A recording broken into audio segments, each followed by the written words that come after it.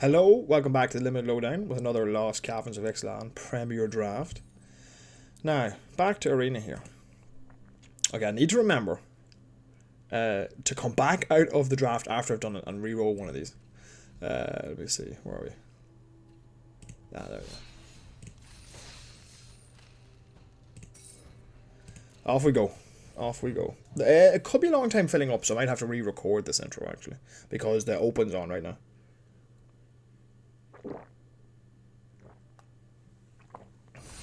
Oh, that wasn't too bad at all.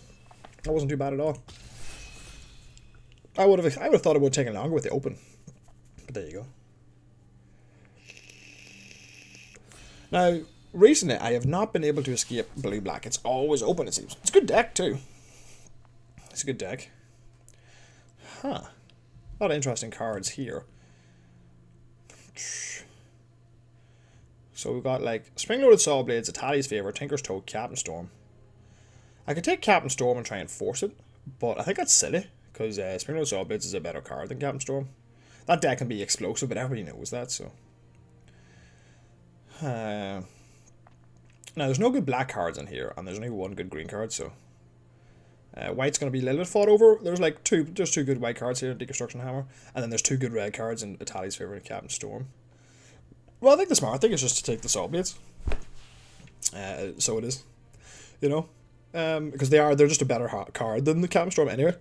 But a Captain Storm deck that gets there is destructive.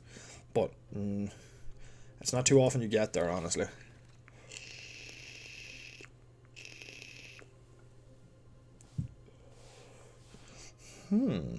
Now here is a pack. I have no idea what you're supposed to pick out of this pack. I'm gonna have a look on 17 lands here. And just have a look at these, because these are interesting picks. There's cards that don't come up too often. So what's Tishana's Tidebender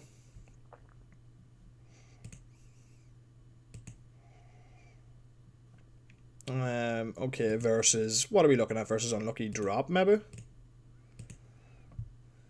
Pretty close. And then what else are we looking at? The Soul Coil Viper could be cool. And then after that, the Landmark Gem Guard. Yeah, I think Tishana's Tidebender is probably just the best card to take here. Yeah, I think it is. Huh. That was my inclination. The River Herald Guide's also finding green, you know. Spelunking, if you're doing the cave thing, is fine. Soul Coil Viper is, like, not that good, honestly. Now, here's a couple of really good green cards for the defensive green deck. And then there's a good black card, good white card, good blue card. So, interesting. Now, I haven't, as anybody who's been watching me recently knows, I haven't been playing that much recently. So I'm a little bit out of touch with how some of the cards are performing. So I'm just wondering, how is Iron Pro Aspen performing versus the Oaken Siren? Not even close, fair enough. Alright. Now,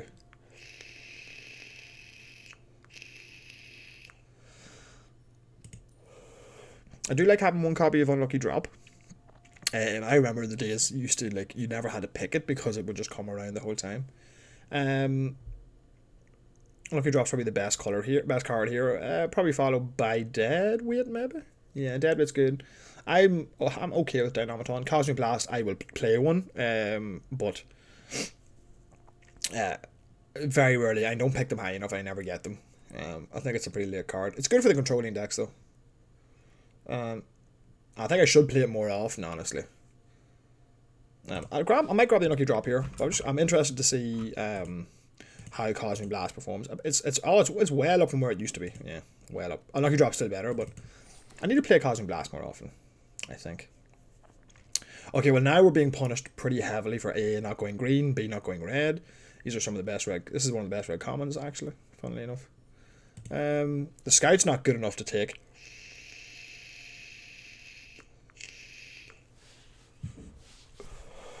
What if Captain Storm wheels? Like, there's no way Captain Storm wheels, right? If Captain Storm wheels, I'll have wished I'd taken the Volatile Wanderglyph. Malamute Battleglyph's probably the best card in general. Again, a card I haven't seen in a while, so I must just have a wee look at it.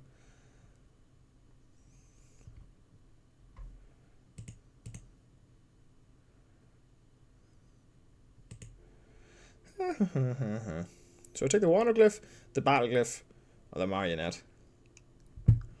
I'm going to take the Wanderglyph, honestly. Okay, see here, this is why. So you got a good green card.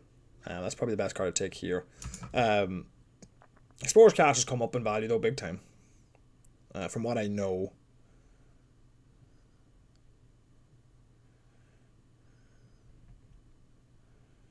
So the best card is probably the Kin Caller.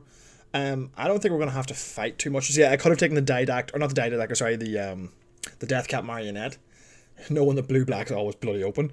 I think in this situation though, I think you take the Kin Caller, but it doesn't really fit in with what we're doing right now. But blue green can be a nice deck when it comes together, and Didact deck was not something I'm overly impressed with. Yeah, it's just a weak card in general, and this is not where you want to be picking them up. So we're just leaving ourselves with some options here. So here it's like Deathcap Marionette versus the Piranhas. Again, that's a card I would like to check on again, the Piranhas. I know it's probably frustrating that I'm always checking these, but as I say, I haven't played in a while, and there's some cards that you don't see that often. I just want to know how Eaten by Piranhas was doing. I don't think it's good enough to take over the Marionette, so I think we just take the Marionette, and now you're kind of like set up. Throne of the Grim Captain. We already have a Pirate. We don't have a Merfolk. We don't have a... Oh, we do have a Merfolk. A Pirate, a Merfolk, a Dinosaur. Well, okay, that doesn't really count. And... Otherwise, we're not... There's like literally nothing we're taking here. So I think we take the Throne and try and do that. We got it early enough that we can really build our deck around it. I am shocked that the Tote came back. Okay, we're not going full into the Throne just yet, because seeing a Tote this late is crazy stuff, really. Okay, so we're not going full Deathcap. Okay, now... Green is the colour I'm least interested in. If we do end up with some Totes and stuff, like an Adaptive Gem Guard can be a real problem. So we take that. And so we still want to go blue-white. And Iron Paw Aspin. Okay, maybe we're supposed to be white here. Okay. Maybe we're supposed to be white. The Throne of the Grim Captain could be off the table completely right now. King Caller's pretty off. Wanderglyph's pretty off. Deathcap Marionette. Black might still be on. Black might still be on. But right now, like...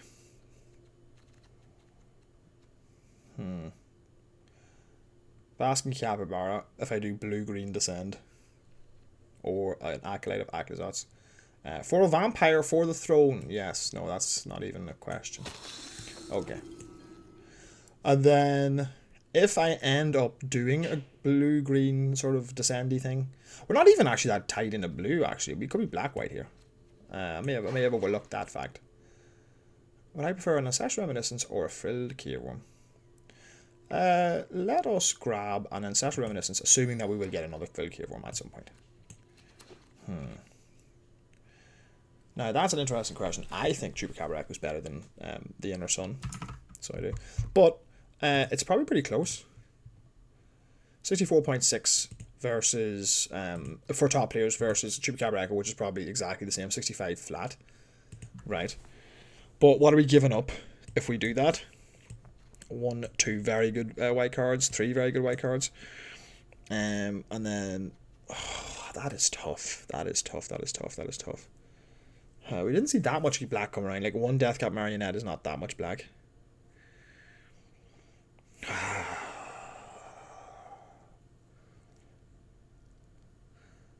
The Throne could be brilliant, you see, with black.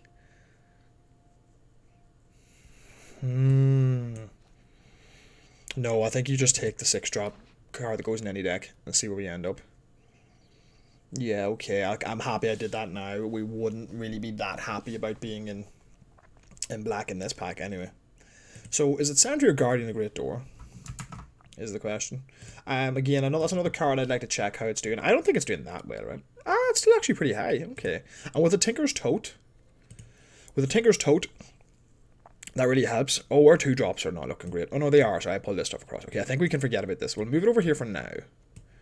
No, our 2-drops are actually looking okay. Although, having said that, I didn't mean to actually pick that. Just meant to click on it, but okay. Okay, now we would have preferred to be in black for this pack, probably. Although, even then, Clockwork Rusher is probably better than Council. So, yeah. Okay, let's have a look here. So, the Blades are coming in here, but they're not a 2-drop. Totes in there, so we got that and a Tide Miner. Nothing crazy good. Ancestral Reminiscence is not in the deck as of yet. And the Cogwheel Wrestler is this pick. Okay. So blue-black's always open. But I do think, genuinely, we're supposed to be white in this seat. Because we actually got more white than we got blue. It feels like we're probably supposed to be white-green. But I don't remember ever having really an off-ramp into that. You know? Yeah. That's where we want to be with the Cogwheel Wrestler anyway. And a Lodestone Needle. Very nice. Very nice. Big fan of the Lodestone Needle. Okay. So it's a pretty controlling deck, honestly. We got Wrestlers. We got Springloaded Saw Blades. And we need some more 2-drops, or else our controlling thing is going to go out the window a little bit. So we'll take this Needle here. We do need more 2-drops, you know. Okay, so we're seeing a Tomb Raider, which makes sense. Red was completely cut last pack. We're seeing a Dead Weight and a Deathcap Marionette, and a Fanatic Offering, so 3 very good black cards here. We're seeing a medium white card, or Whaling Pirates. It's still a good card, even if it's not super aggressive. Even if you're not being super aggressive, you know. Lock something down for a turn. It's a reasonable body. And I've controlled an artifact. 1, 2, 3, 4, 5, 6, 7, 8. Well, so we're like kind of there. I don't think we're off-ramping into black at this point. You know. I just don't think we are. But maybe we should speculate. Like, do we need a 4-drop? That might have been the wrong pick. Maybe we should have speculated. Now, Dixie Conservator, Inverted Needle is definitely the one, but I'm just interested to, or Lodestone Needle, sorry, but I'm just interested to see how that card is doing. What's the name of it again? Dixie Conservator, 57.2, yeah, pretty low, that's what I would have thought. Inverted Iceberg's much better. And it's more late game threat for us. So, we can grab another Lucky Drop, or we can grab a Booty 2-drop, or we can grab a land. I would play 2 copies of my Lucky Drop, so I'm going to grab another copy of that. Okay, so this is where we're getting paid off for reading that we're supposed to be... Well, I don't think we were reading it. It was super obvious. I mean, an Iron Paw Aspirant followed by Tinker's Tote or whatever. I don't think we were reading anything that wasn't... But like, there's a lot of black here, so black-white is probably what we were supposed to be. But an Attentive Sunscribe? Absolutely. Glorify of Suffering over the 3rd Unlucky Drop? I think so. It's not the best card, but I found that in this set, 3-drops are actually quite hard to find. 3-drops are hard to find. Good 3-drops, anyway. We're not playing any of these characters, I don't think. We're not going to play the Waterlogged Hulk, I don't think. I'm not going to play Hurley to History. I guess I'll just grab it because it's an uncommon, I guess. We're not playing any of these cards. I was saying I should have taken the Frill Cave one. Honestly, so I'm wondering which one is picked higher. I would have thought that the Reminiscence was picked slightly higher, but it's obviously the Cave one. Another Gem Guard. We're off black, like it's gone. You know, it's definitely the other colour we're supposed to be, but we're off it. Oh, there's the Cave Worm, to be fair. We're not playing that, so we'll take a 2-drop that we may or may not play. We've already got too many 4s. We can probably just cut the Pirates, honestly. Clay-fired bricks, wonderful. It's got to be pretty close between Clay-fired bricks and Waterwind Scout. You would think, right?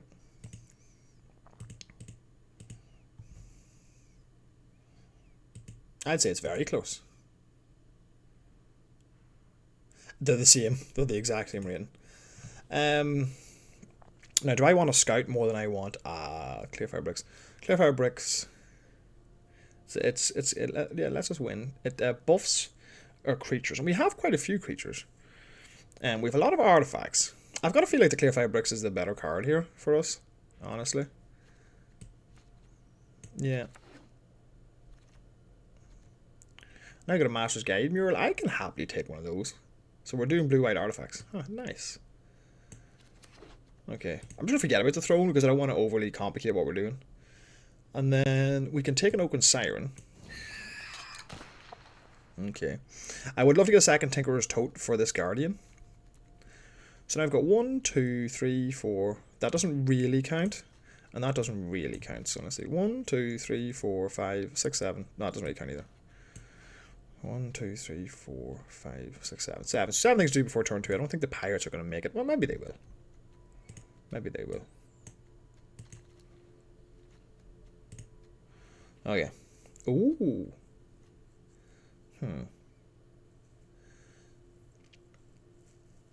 I'll just take a second. Iron Paw Aspirant, that's really nice. Back Conley's not where we're at.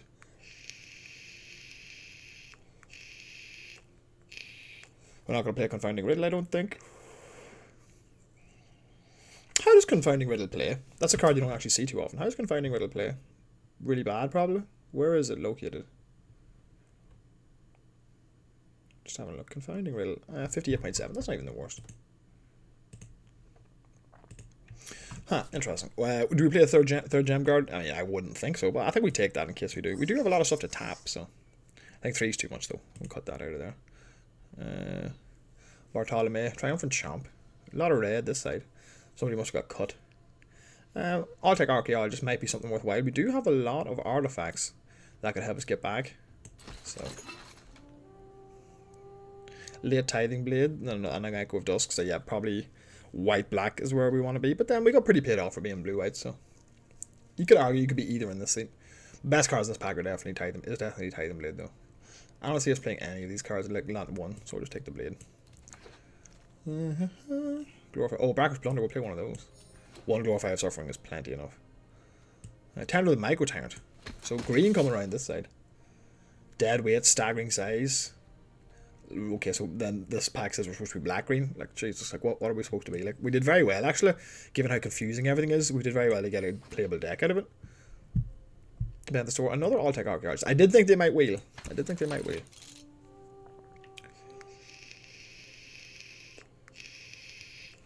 We want to play 17 lands because we've got loads of stuff to spend our lands on. And we do want to get as many artifacts in the deck as possible. We're currently sitting on 13, so we're doing wonderfully with that. A third unlucky drop. We're not playing 3 unlucky drops, I don't think. Take a back colony, sure. We're not playing a 2-drop. 1, 2, 3, 4, 5, 6. Sorry, that's not supposed to be. It's the iceberg supposed to be there. 1, 2, 3, 4, 5, 6, 7, 8. We're kind of low on 2s. I would like a couple more. But that doesn't mean I'm going to play... Man, this is obviously because a lot of the pros or the really good players in the open, because this draft has made like no sense.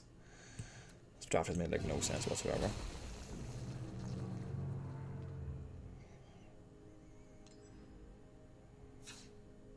Our deck is actually pretty expensive looking. We kind of ended up in a little bit of a rough spot there, you know. How many creatures do we end up with? 13's okay. So let me see. Creatures. We might just run with what we have currently. Oh, well, I have to go into the thing properly. Sorry. Where do I go into this? I have to go into... No, it is this, right? Oh, T creature. That's right. Oh, that's not T creatures. We have a lot of 2 stuff, though, interaction-wise. We didn't get the second Tinker's Tote back, which was rough, but I would like that.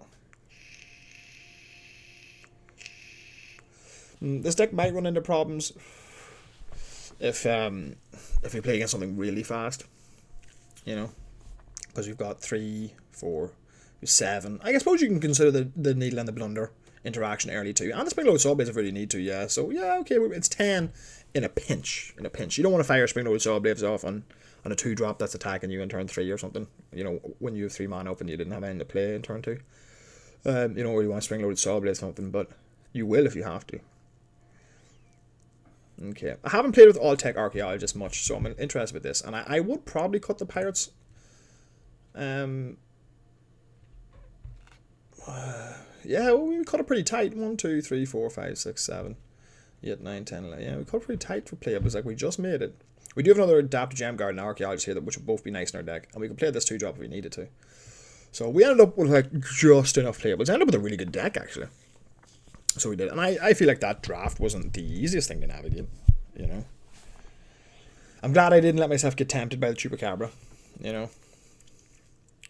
Camille's really nice, and we're trying to get to 7 mana anyway. So there's like, we have a 6-drop, then we have a 7-drop over here, another 6-drop over here. We can flip this thing. Crew 1, yeah. And we have Tinker's Tote, that's another creature, I did forget about that. So that helps us crew That is going to give us 2/1/1s whenever we get, if we get a chance to flip it. Yeah, I feel really confident about this deck, actually. It's a really good deck, especially for this point in the format. Now, let's just see if Variance treats us kindly.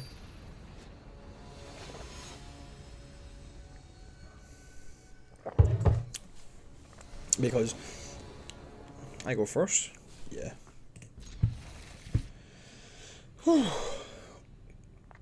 Opponent's on a mull, I like that. Snap keeping a 2-lander isn't the best thing in the world here when you're on the play, but with the Siren helping us cast artifacts, and with 2 artifacts in our hand and Camille here, or Shamil, or however you pronounce it, I feel like okay about it, you know. Now, the way this goes wrong is we draw our Altec Archaeologist, and then we draw a Master's Guide Mural, and then we're in a lot of trouble. But I think this is a keepable hand. I think if you're binning this, you're being silly, you know.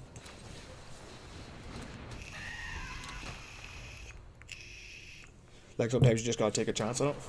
When you have something that ramps a decent amount of your spells out, you can, you know, it allows me to sneak in Cogwork Wrestler and Springload Saw Blades, even if I didn't have the land for it. You know? Compass Gnome, that's a really good start for me. So it is. Could be doing a cave thing. That's nice though if he mulligan. Okay, so he's not playing another colour, which is cool.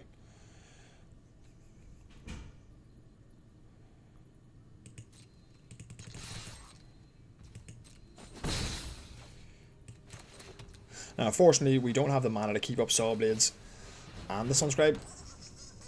But we have some sort of mana, so that's nice. Might pop off the Cogwork Wrestler now on the Gnome if he attacks, I don't know. He's going to know I have it. You know, that's the worst thing about Cogwork Wrestler, like, it's so obvious. Although I could technically have something else because I have two mana here. Okay, he's got Join the Dead, certainly.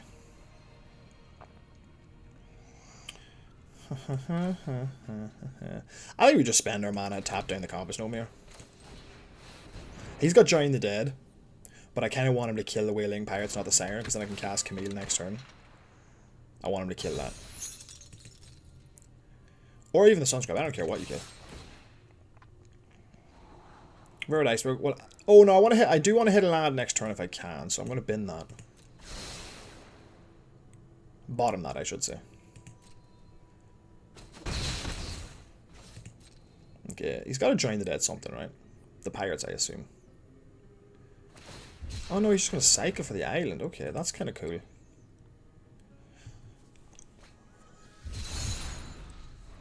Okay, that makes me scared though. I was surprised he didn't search up an island. He must have Joined the Dead and he wanted to get that online, or perhaps Chupacabra Echo. But right now it's only given -1, so this could be like a weird blue, green, black Descend deck. They do play well together, those colors, like Sultai, Descend, or whatever. But Starving Revenant, very nice.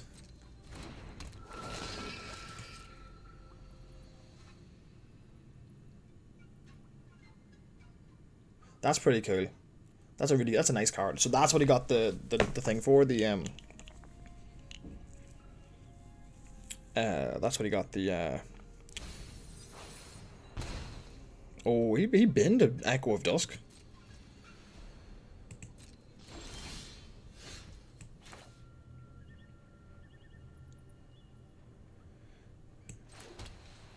Now, what do... Instead of the 3/3 in, I can just Cogwork Wrestler, but I won't gain anything from that. So I think we just send the Siren, pack in for 1, then just play this.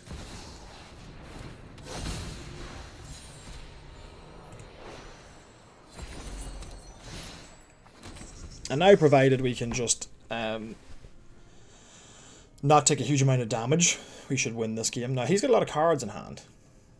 Does he have a way to kill that? I can't remember. There is a Destroy Target Artifact in green, is there? Over the Edge, perhaps? That would suck if he played that. It is a card that's played relatively frequently.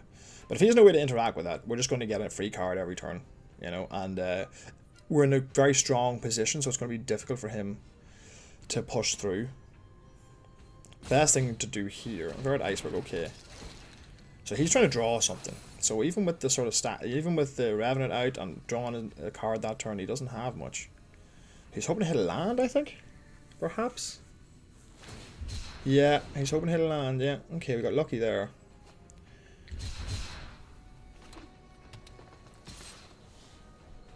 Attack with the pirate with 1 green open.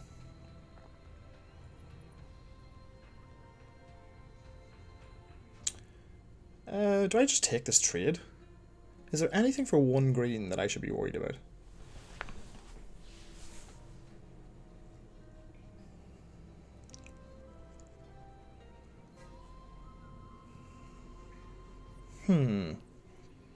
There is nothing for 1 green, right?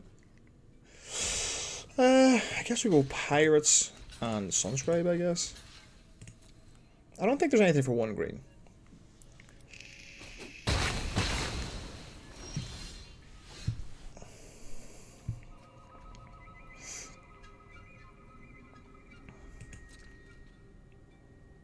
Maybe all attack here. Scry 1, bottom that. Yeah, this is a situation where I would be happy to use my Cogwork Wrestler, actually. Yeah.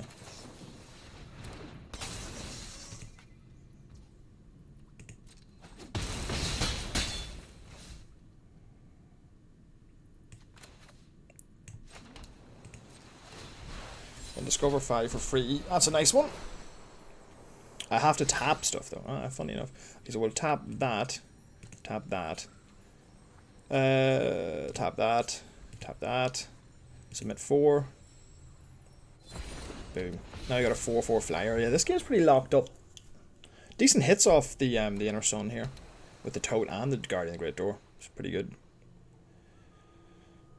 We got a 4/4 flyer and 2 1/1s and an artifact for free. It's an impressive card if you can get it off. You know. And it being a 5-mana card really helps. When you consider that if you have 2 Sirens to ramp it out, that really helps. Now, he could have Terror Tide. Terror Tide would hit for 6. That would suck, actually. That would suck. But we would still be in a very strong position to win back with the Inner Sun out there. I didn't think about Terror Tide. I probably should be playing around that at this point. Although I didn't have much of a choice, right? Because it's Discover 5. It's not like you may cast it. Otherwise, you can put it in your hand. I probably should have put that in my hand, honestly. He's dead if he doesn't Terror Tide this turn or play a blocker. Okay, Colossal Dactyl is pretty reasonable.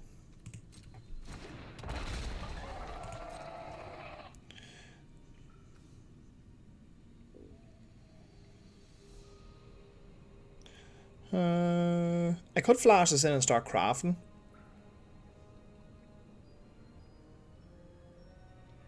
Yeah, let's go.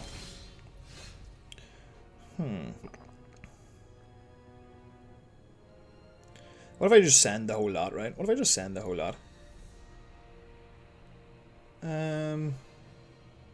He takes 1, 2, 3, 4, 5, 6 damage. That doesn't seem good. No, I think we just pass at this point. I think we just play the land and we just pass.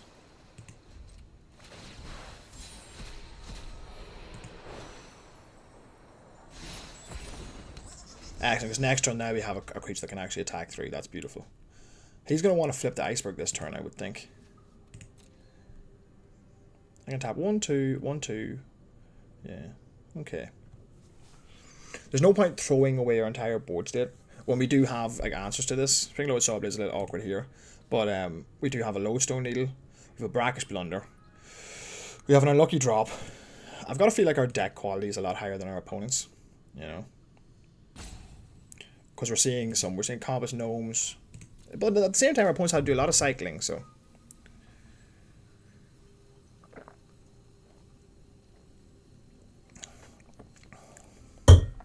We actually, what is Final Strike?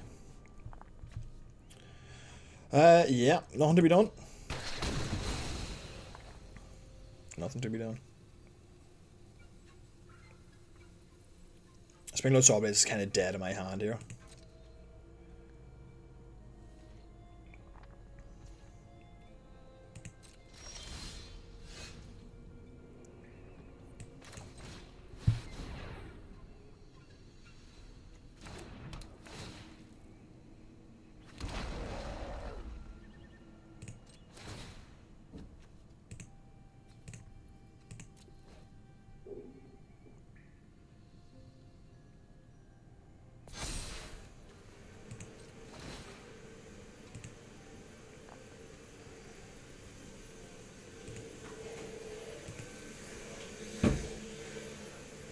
Drain the Dead. If he whips it out, he whips it out.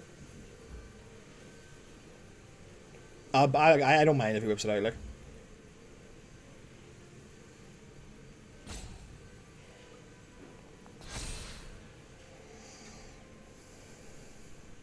Now, the question is, what do I do here? He's obviously got either Staggering Size or Join the Dead. Now, he wants me to go for one more, which I don't think I'm going to do. So if he's got Join the Dead, that's what he's representing. He could also just have Staggering Size. Jeez, what do I do here? If he's Staggering Size, it's really bad for me. Right, if I attack, he's Staggering Size, he just gets it for free. If he has Join the Dead, I would like to draw it out. Yeah, if he has Join the Dead, I'm going to try and draw it out. Just get it. So tap these two.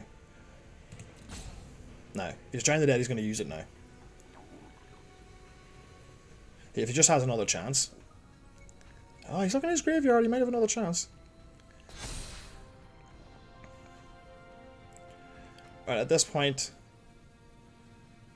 If he has so now, does he have Staggering Size? If he has Join the Dead, he could just kill me now if I attack, actually.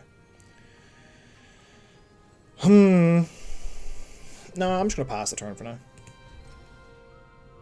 See what he has.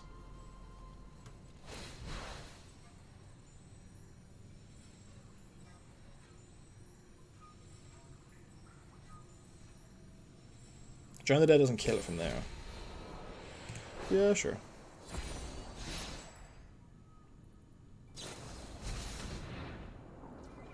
So you had Join the Dead, that's fine.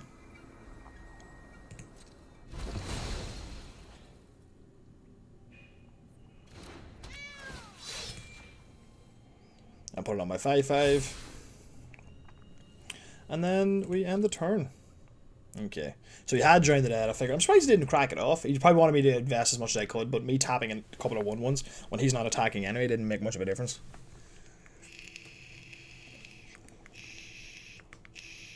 Like, it's nice going to craft the iceberg. But we can flip the mural, so...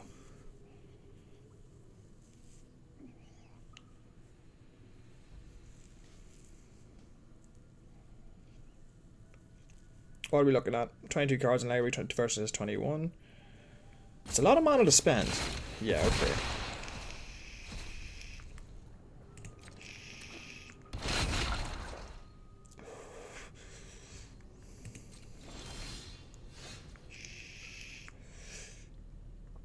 Now, we have 1, 4, 5, 6. We have 8 mana. Master Guiding Mirror costs 10 to flip. Master Guide Mirror costs 10 to flip. Now, if I Lodestone Needle... What if I Lodestone Needle a Colossadactyl? And then... let me think here. What am I attacking for this turn? If he blocks the 5/5, he takes 1, 2, 3, 4, 5, 6, 7. He takes 7. That's not lethal. See, this is our chance to get in. Yeah, this is our chance to get in. Yeah, no, I don't think we flip the Guide Mirror here. I think we just do this right now. Oh, and then we explore. I can craft that with an artifact, right, and then use it.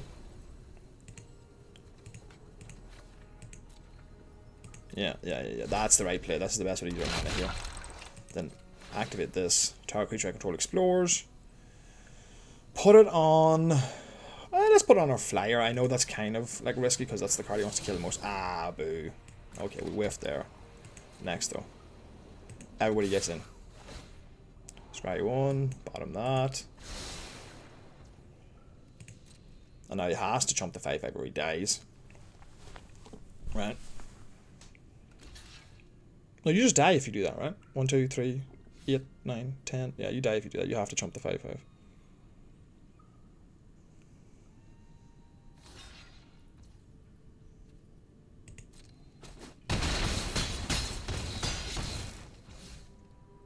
End the turn. Discover 5. Put in hand. Yeah.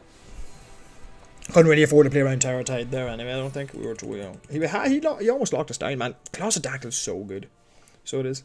Such a good card. 4 mana, 4/5 reach. It just does a lot of work. You know, especially against a wee dinky deck like ours. But we managed to. Well, look, it was a foregone conclusion that we were going to win that game unless he drew extremely well, because we're getting a free spell every single turn, you know. But still, I think we played pretty much correctly there. Jesus, that is a very slow hand. I don't think we can keep that. That's a 4-drop, 5-drop, 4-drop, 4-drop. No, I don't think we can keep that. That's way too slow. Yeah, that's a much better hand there. Keep 6, bin the archaeologist probably. 1-drop, 2-drop, interaction. Yeah, we gotta hope to draw something, but we have stuff to draw.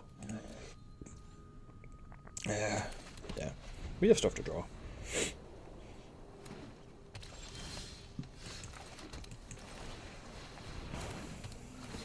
It's a good hand, but like you can get so punished. Like if this is a blue-red deck or whatever, we'd be in a lot of trouble.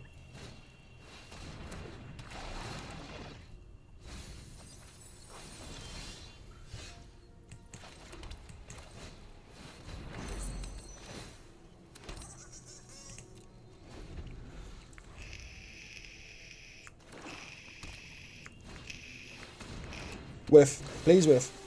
Wonderful.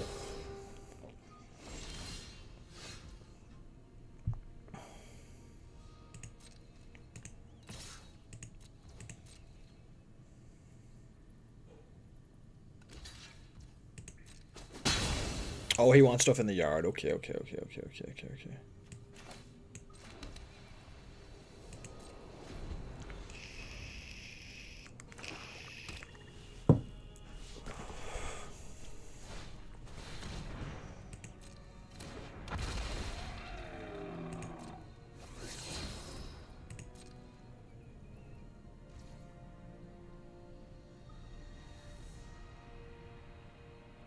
If I flash and low sun needle, I can craft it with an artifact next turn and start exploring. Need to draw a blue source for that.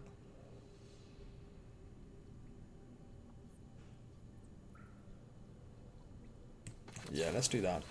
I need to get something going with my hand. I don't like using it right now, but it should actually draw down for white, so I don't have to worry about it.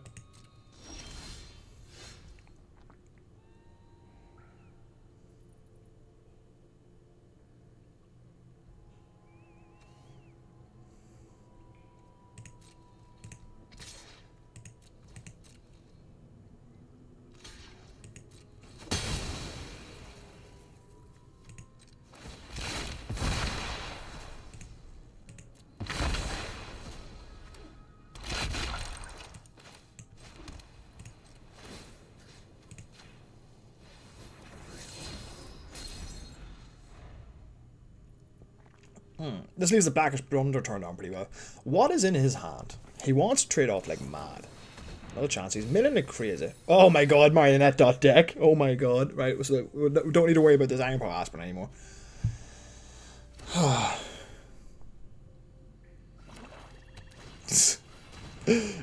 Nice. How many Marionettes this guy got? Oh, a default. I'm glad he milled that. 1. We know that he hit 1, 2, 3, 4. Jesus. Alright. Alright, let's Iceberg first. See what we draw. Well, that's nice. Is there much point making this aspirin any bigger? Yeah, I suppose there is. Do I want to draw that? No, not really. No, thank you. Low attacks. He's got a long game plan, so we'll just sit here because this guy's got a long game plan. No blocks.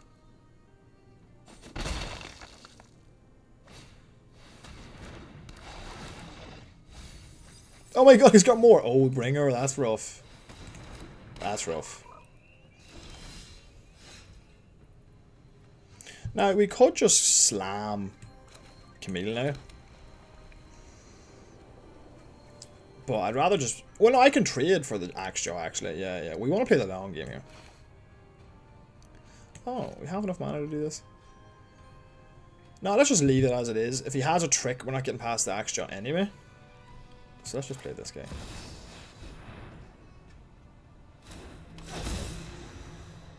I could explore. Is there any point exploring? It's 24 versus 17. I mean, I may as well.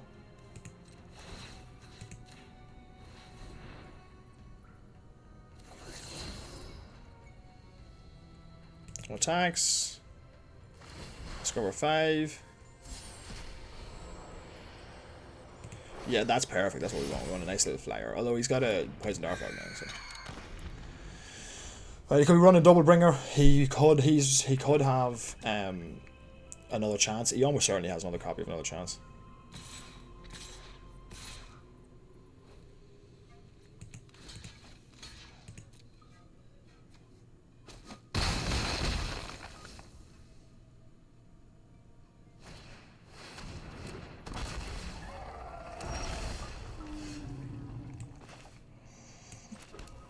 Okay, so we have 9 mana.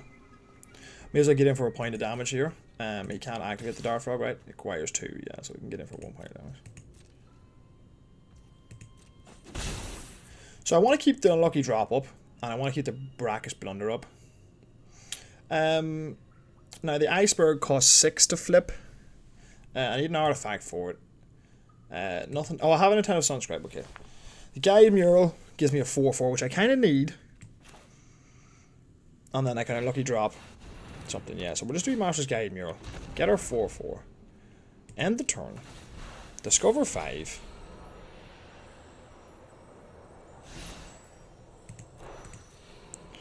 Put that in our hand. Interesting. He's got to have another chance, right?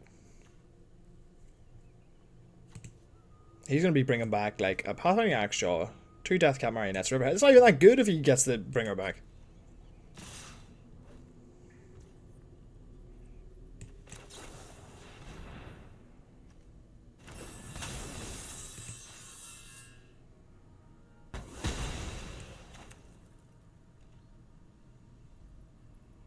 Oh, I meant to tap the Siren there. Whoops.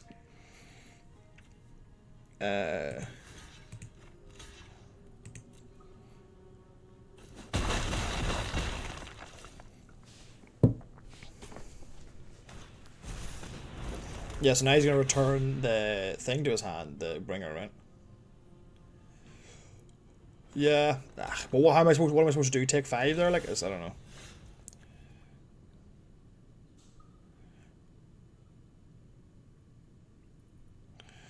6, 7, 8. How much? I need to figure out what I'm doing with mana here.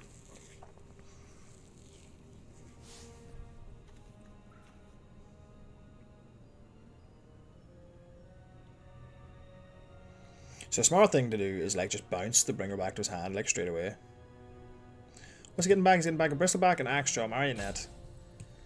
Another Marionette. It's not even that bad.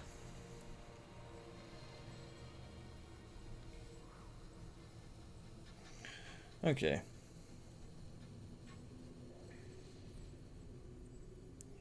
So what have we got? We've 6, 7, 8, 9. We've 9 mana in total. Master Guide Mirror costs 7 to flip. Yeah, so probably the best thing to do is to... No, cancel that. We don't want to flip that. No, we don't want to flip that. That's a terrible idea. What we want to do is Guidestone Compass, actually. The Oaken Siren, I guess. And then if it's a creature, just bin it. Okay. Play a land.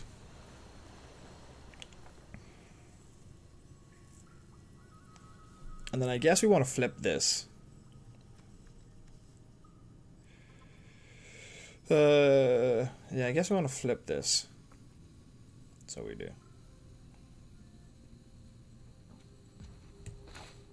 If I flip that for 2, and then I have... How much do I need to flip? Like 4. Oh no, I won't have enough mana to do that. Ah, this is a confusing turn.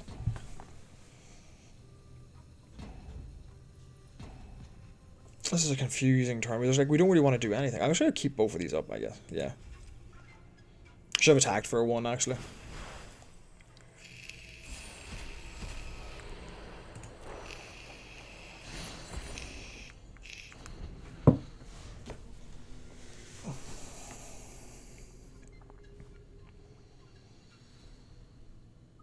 This is a confusing turn.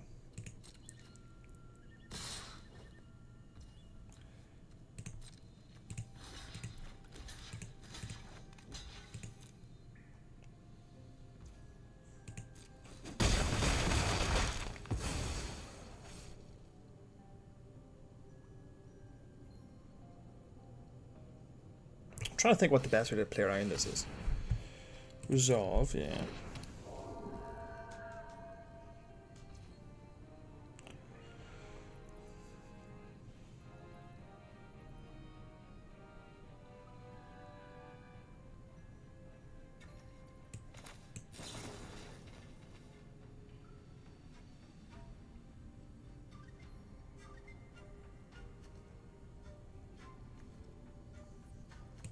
I just want the token from this.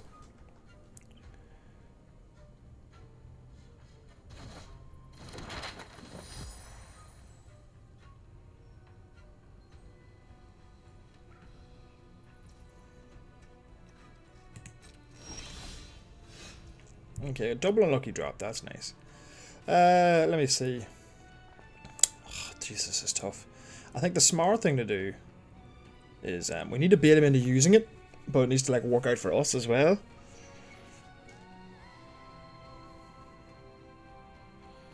So it does. So we've got, sorry, we've got 9 mana available. I think we've flipped the Saw Blades and play the Gem Guard maybe, or we play the Guardian. Now, Guardian's a good way to close this game out. He knows we have the Gem Guard, so he's probably going to hold on it. So I think, I think we flipped the Saw Blades, right? No, cancel, hold on.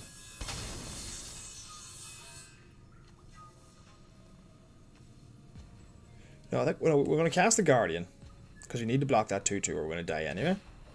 So we play the Guardian, and then we tap this, tap this.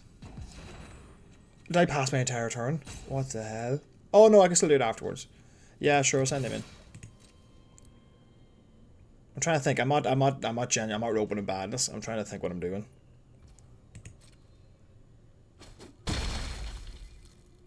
Okay, so now I play this, right? And I tap this. I guess this, and I guess this. So I'm at 4 of those. Right, and that leaves me with 4, 5, 6. Now I would. Oh, I'm 1 mana short is the thing. I'd rather keep 4 up for unlucky drop. Let me see. And then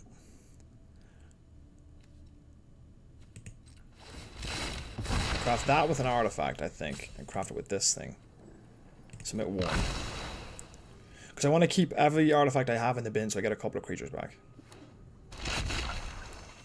And then I just end the turn. Yeah, that's right. Discover 5. Yeah, put in hand. Okay.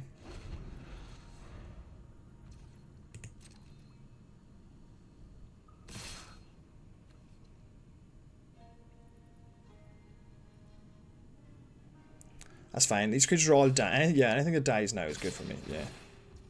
Resolve. That's good for him. He gets to get a Mind Shot Spider out of his thing. That's cool. Pass to blockers. 1. There we go. 1 blocker. Because now I've got 8 power on the board. And a Chariot that I can tap next turn. Like, what's he going to do? He's actually in a kind of a rough situation here. This is going to be tough. Because if he doesn't cast the Bringer, he's going to end up in a strange situation.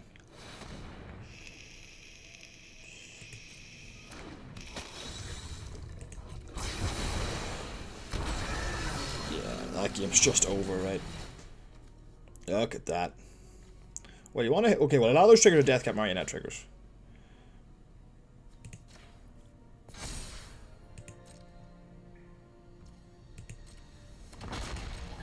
Decline. The only way to lose in this game, yeah, decline. Oh, yeah, resolve all, sorry.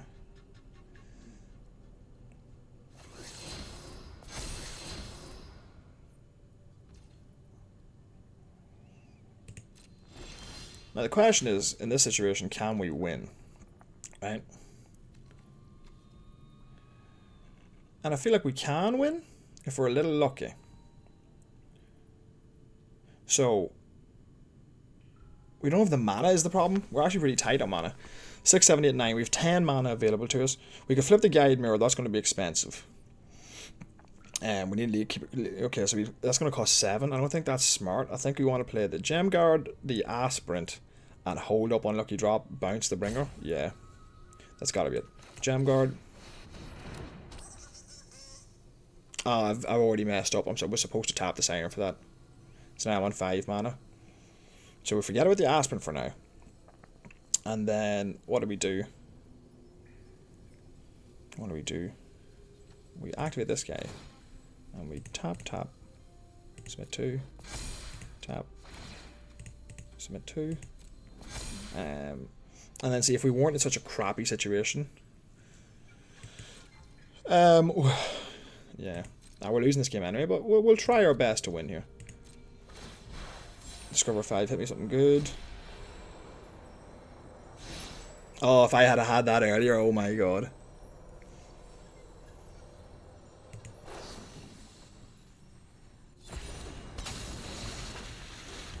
Okay, it's an extra blocker. We lucky drop the bringer, and we try and block as best we can. Oh, I tapped the chariot. I made so many mistakes. I was supposed to tap. I wasn't supposed to tap the chariot because I needed to block.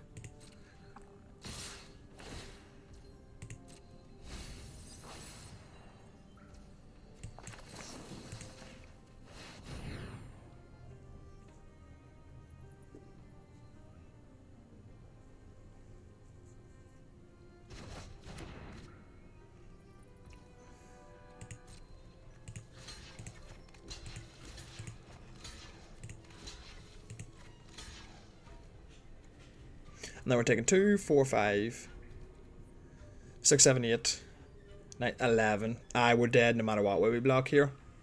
Right? Yeah, we're dead no matter what way we block. Then we put that on that, and then we 4 blockers, and we say GG. We might have actually survived that attack as well. Is the funny thing. If I hadn't have played so poorly there and made a bunch of mistakes, we could have survived that attack. And then what? And then we still lose. I mean, look at this. You know, we were still going to lose, but you know, we might have been able to wiggle something with the Master's Guide Mirror and that. Man, I find it very hard to play against cards like that. Like, what am I supposed to do? Because you're in an awkward situation because you can't obviously keep taking attacks. You do want to keep chumping, I guess. That's what I should have been doing. Yeah, I was playing stupidly there. Yeah, I could have played around that a lot better. I should have been chumping, trying not to trade off. Yeah, the Deathcap Marionette versus the tokens was brilliant because I get no creatures for that, but he gets his marionettes. Yeah, man. I think I'll keep this hand as well. It's not super strong. I could mulligan this. Oakenstone doesn't have us cast anything in our hand. It's 4-drop, 4-drop, 4-drop, 3-drop, 2 lands and a 2-drop.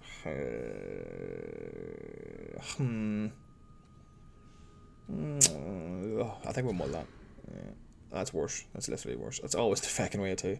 That's always the way. Oh, I should have just kept the hand I had. That game's gotten in my head, you see now? That game's bothered me. Bottom that, I know. That game has gotten in my head big time.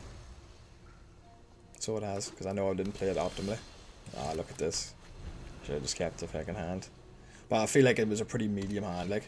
Clear fire bricks. Oh my god. Oh. Right, focus. Don't worry about the. No.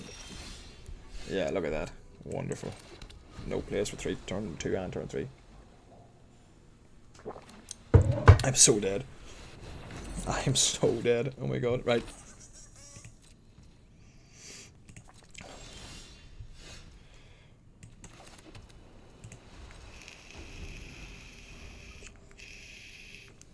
I need to consider keeping Tishana for the Clearfire bricks, honestly. I really do.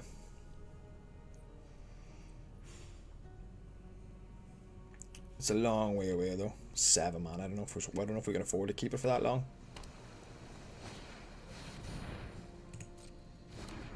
If he decides to tap this.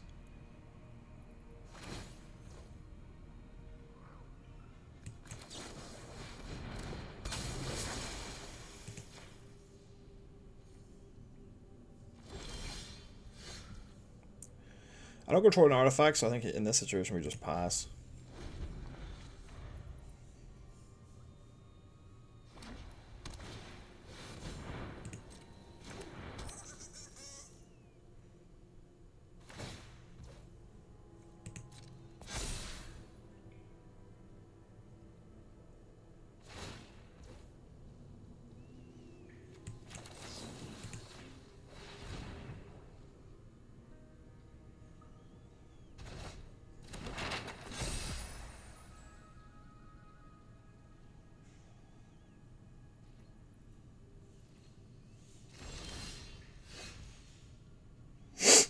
That's the correct play here.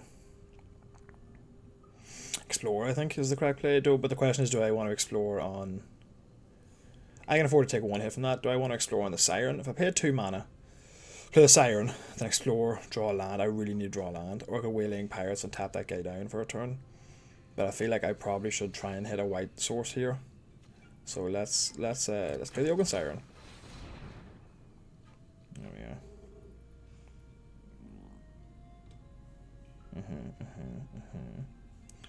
Play the Oaken Siren. So yeah, I'm just thinking back in that Bringer game. I just didn't play, and I should have. Like again, if I wasn't a little bit rusty, you know, in my head, I would have realized that Bringer was exactly what he was going for. I really need a Plains here.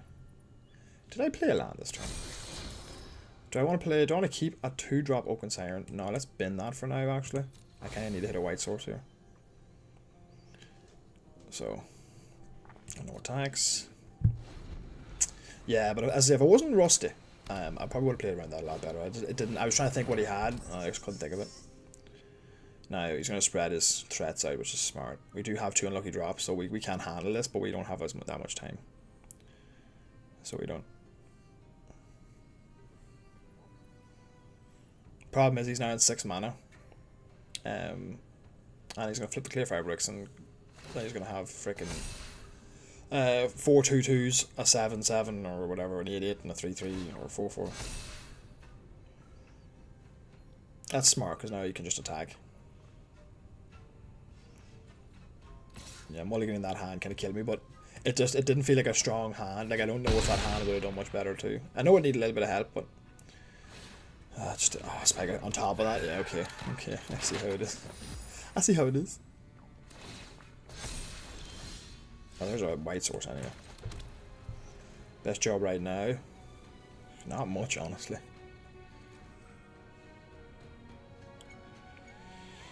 We're sitting with 6 mana total. So honestly, I think we want to add to the board as best we can. So I actually think we're Waylaying Pirates.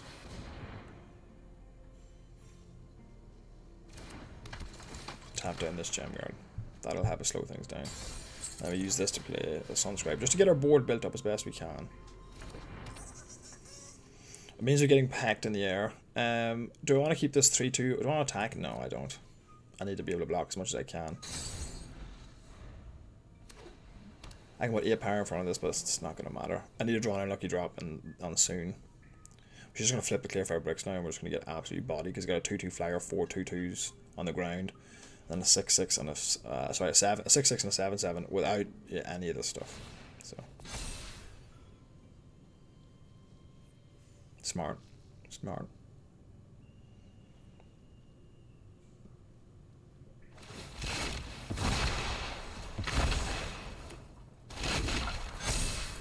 Look at that.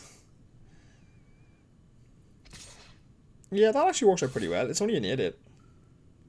Do I trade across the board for that 8/8? 3/3. He kills the thing straight out. Right, 3/3 2.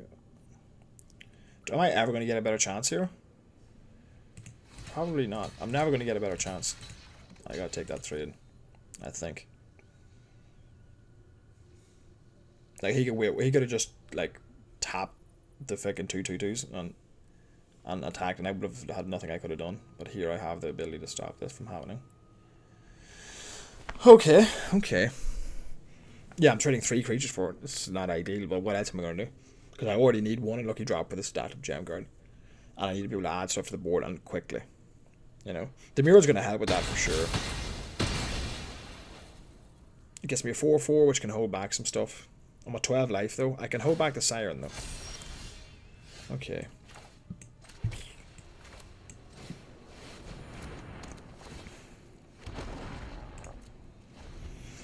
Now, if he just all attacks, I take 7, 13, 14, 15, 13, 13. If he all attacks, I just lose.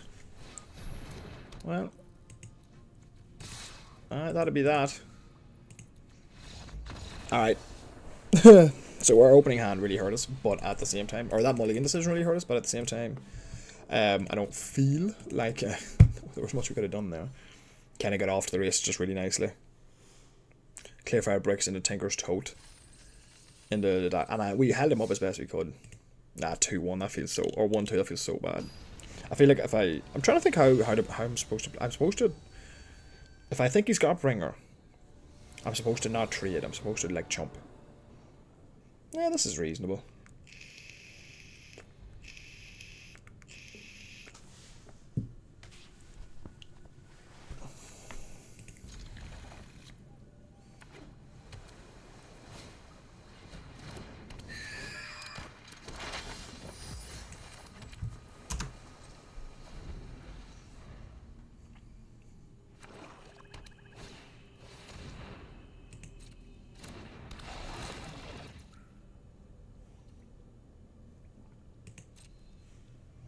Just look, what do I need double. I need double white for one card.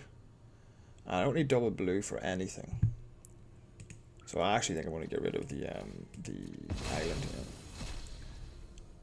And I'm actually going to flash in my Cardwork Wrestler here because I'm going to sack it to the Glorify of Suffering later on. I'm going to flash that in. Just stop that for now. Yeah. Well, we play the Aspirin. It doesn't matter which one we make a 2-3, does it? I would rather have an artifact in the yard for craft, so it actually does matter. Now, it does mean we're missing an extra point of damage this turn. It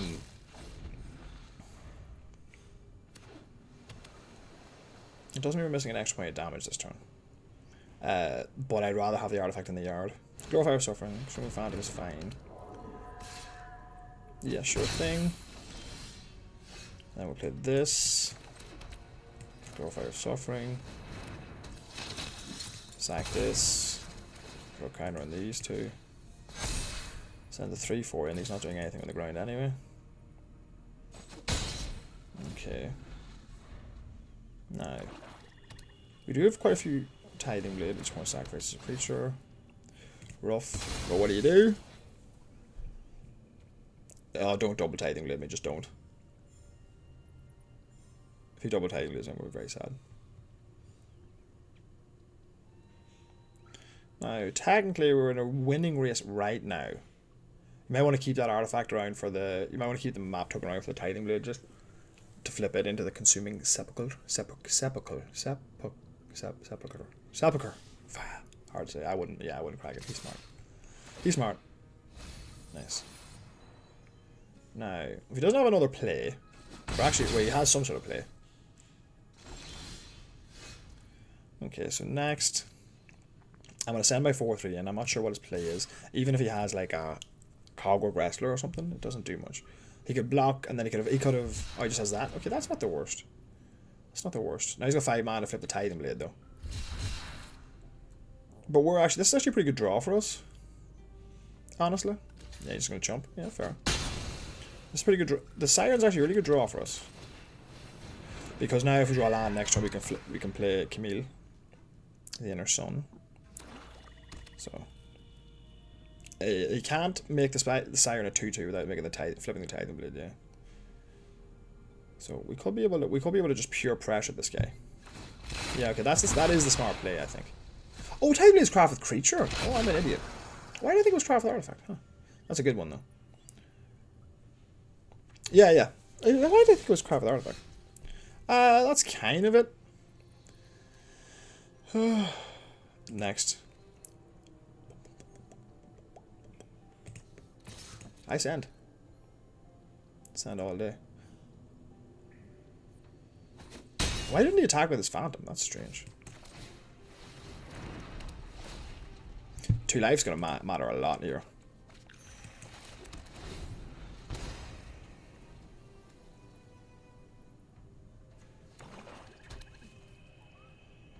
Next turn we can cast Camille. We can actually flip the Clearfire Bricks as well. Oh, there goes our 6-drop. Feck's sake. And if I just had to hit that land that turn. Oh, it's heartbreaking. That's heartbreaking.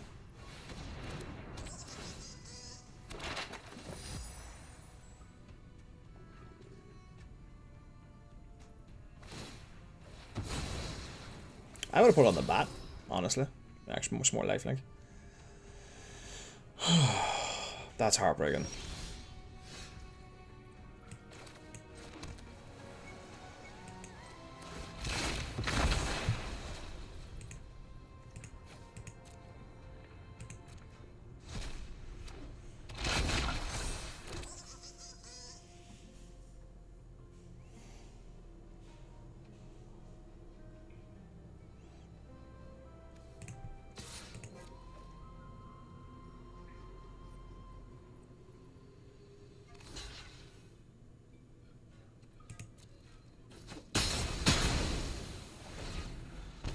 That's okay for me because that puts me in a stronger position than he's in.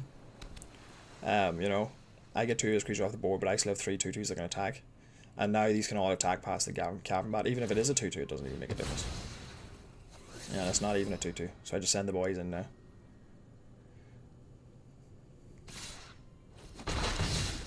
Yeah, he's never going to block there.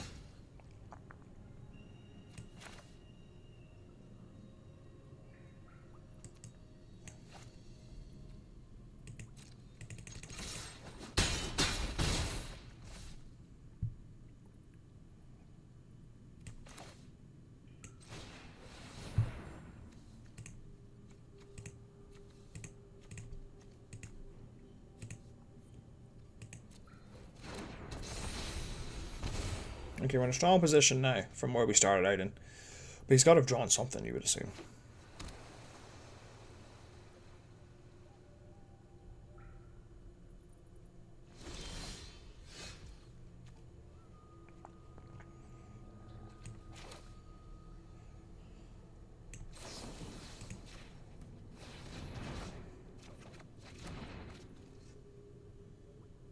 Why did I think I had enough mana?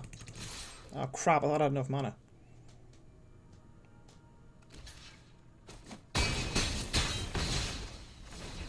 I really thought I had enough mana. Why did I think that?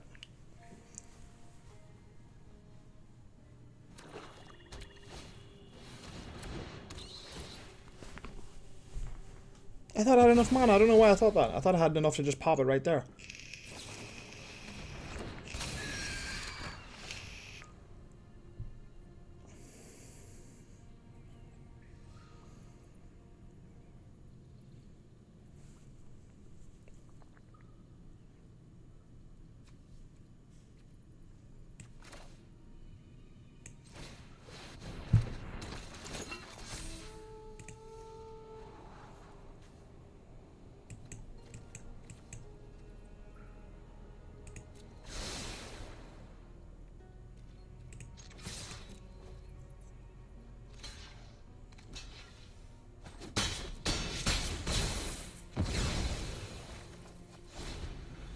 I really thought I had enough mana for that. Damn it. So that was a bad play.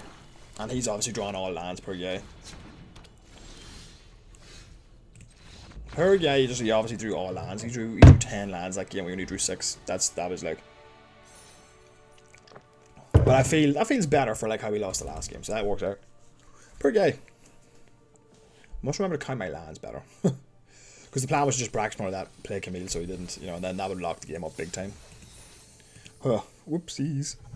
Whoopsies, whoopsies, whoopsies.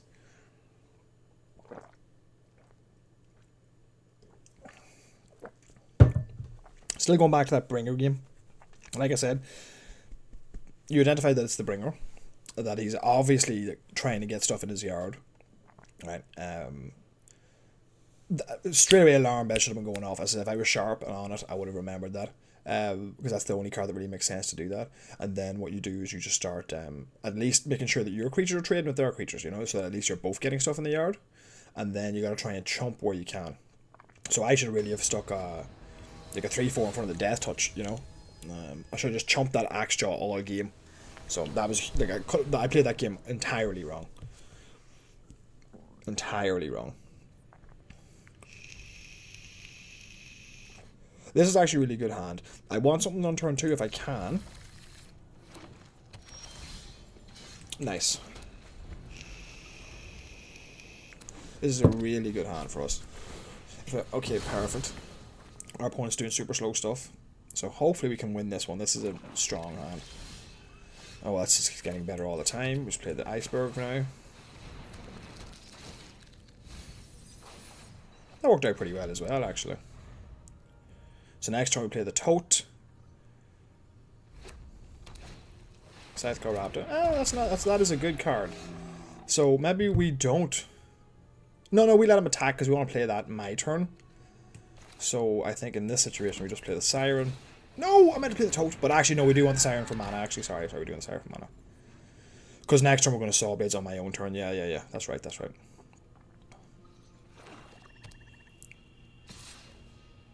No blocks. What do you got for me? Vision of Dread. Artifact creature card is going to take the Saw Blades off me. Or, no, he has to kind of take the 6-drop, actually, because that will just run the one way at the game. The thing is, even if he does take the Inner Sun, like, we're going to body him. So. Oh, he's going to take the Blades? Interesting. I wouldn't. I wouldn't. Yeah, you have to take that. Like, you just have to. I do need to land this turn. Okay, so now you have a total of 5 mana, right? So I can cast the Saw Blades. Yeah. I just kill that immediately.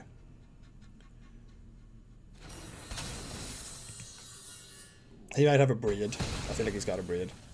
And then if I attack and he has a Braid, he can just kill the Oaken Siren at that point. So I'm going to skip the point of damage on the off chance that he has a Braid and just play this Toad. This is on the off chance that he has a Braid. You know, because then otherwise I could still play the Aspirin, I suppose, but I'll leave it for now. One point less of damage is alright for me. Now the cool thing is we have the Altec Archaeologist to get that back, so I feel pretty good here.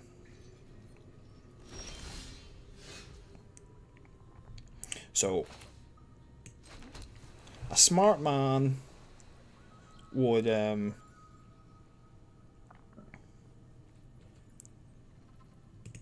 all attack here, I think. I'm not going to flip the Saw Blades just yet. I have time for that. Okay. There's not that much to interact with. Okay. So then we're going to go Guardian of the Great Door. And then Iron Paw Aspirin, I think, is the play, right? So I will tap this, I'll tap this, I'll tap this, and I will tap a single land, Smith 4, to play the Guardian. Because I'm assuming he has removal, then I will Iron Paw Aspirant. Oh, we could have Terror Tide, actually. I'm gonna Iron Paw Aspirant. Right.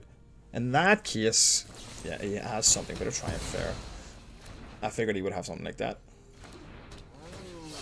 And then put a +1/+1 counter on... Put on the Siren. The Siren's the next biggest target, honestly. The Siren is the next biggest target. Put it on the... I will put it on this one of these guys. The Siren was the next biggest target, so... If I feel... and this way, this plays around a Braid, but it was actually a bit of Triumph he might have had. This plays around a Braid. No, he's thinking about it. He's thinking about it. Okay, he's got more removal.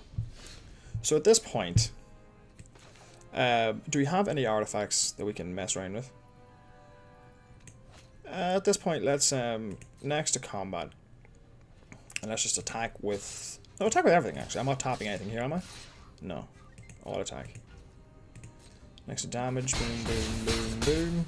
Now we can split our things up and we can craft the spring-loaded Saw Blades using the Tinker's Tote. What do we have in the yard? I'm not going to use Camille just yet. Let's just use the Iceberg now.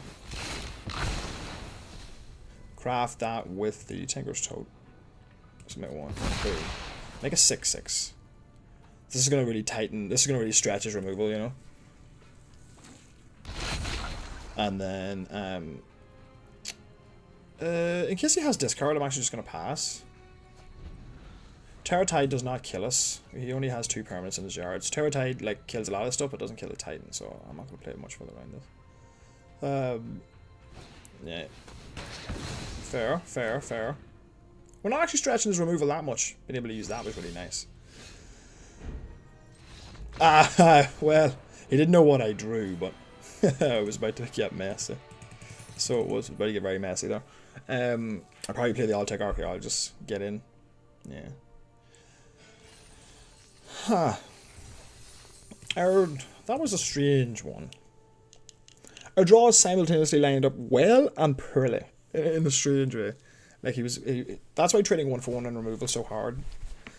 You know, because he even got a super cheap deals on his removal, right? He managed to get our bomb out of our hand with the 2-drop. He managed to beat our Triumph. Well, essentially, it only cost us 2 mana anyway, 3 mana. So he went up in mana on that. Then he went up 4 mana killing the inverted iceberg, or the whatever it's called when it's flipped.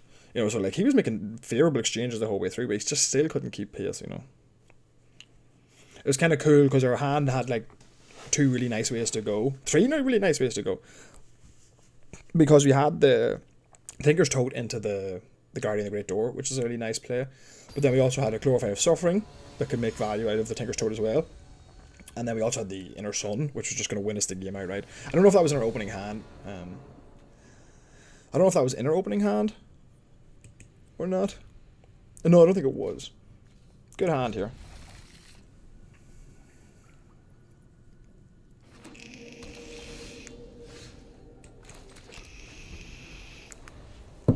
Now, I kind of want to hit a land. Tap Sunscribe. Well, now that I've hit my land, I'm actually happy enough. Play my Intense Sunscribe. If he attacks for 2, I probably just don't block, and then I attack for 2 back. But then he might just have something. You know, so maybe I just trade, let him get 1 scry off. I'm gonna play the Toad. Okay, cool. And maybe I let him attack past, because I can... Okay, interesting.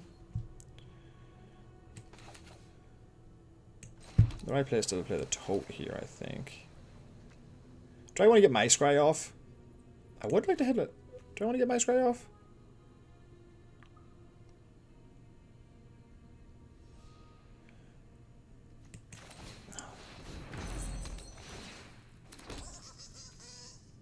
Do I want to get my scry off? Not really. Right now I don't know what I'm looking for.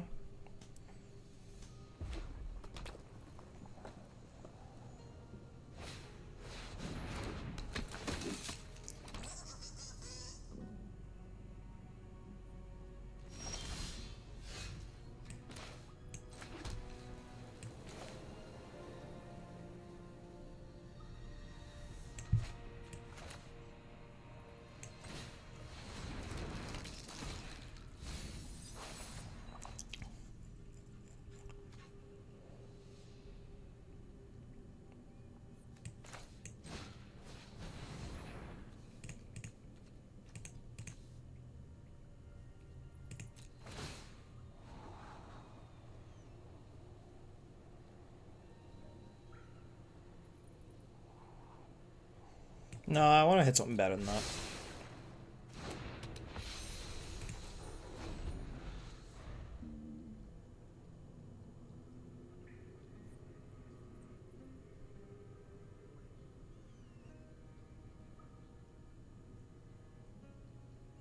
So he has one more 1/1 than I do.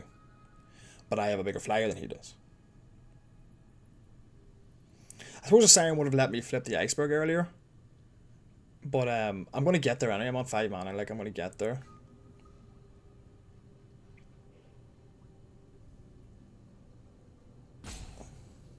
So, I feel like the Siren, like, I mean, that's how I lose if I draw, like, a bunch of fluffy dudes at the bottom that don't do anything. I figured he was going to have that time.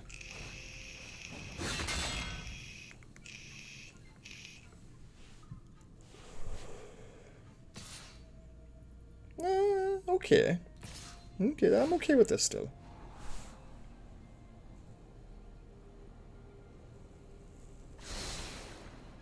I'm okay with this still.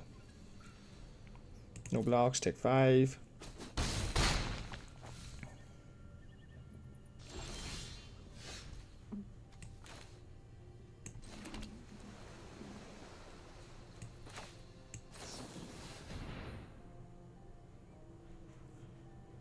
Even if he has Acrobatic Leap, it won't save the Cloud Guard, so...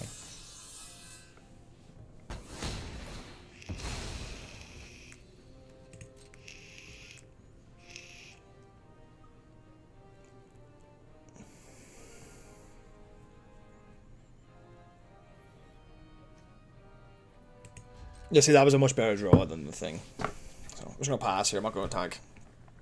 We're slightly behind on life, but I feel like our deck's got to have a better win condition. You know? Springload Saw Blades is 4 to craft, so... What's he got? For 1 white mana. Oh, the Tote! It's the Tote. I was wondering.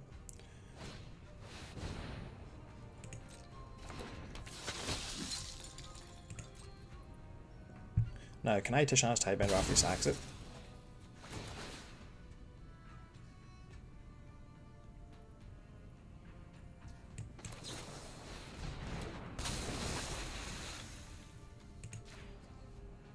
That's nice. That's really nice. Yeah, I've probably never seen that card played before. That's really nice.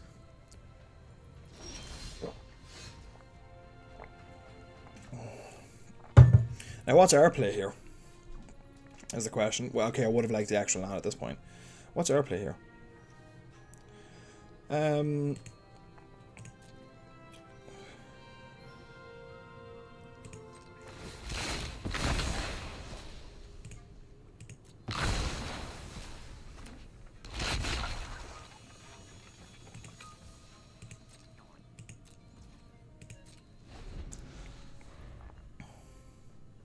I can crew this with Petrify. Can I crew this with that? Okay, this is gonna be a little awkward, but it's not gonna kill me, so.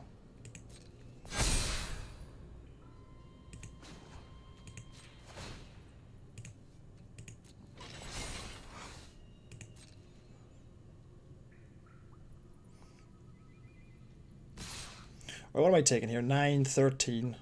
Okay, I gotta make some trades, unfortunately.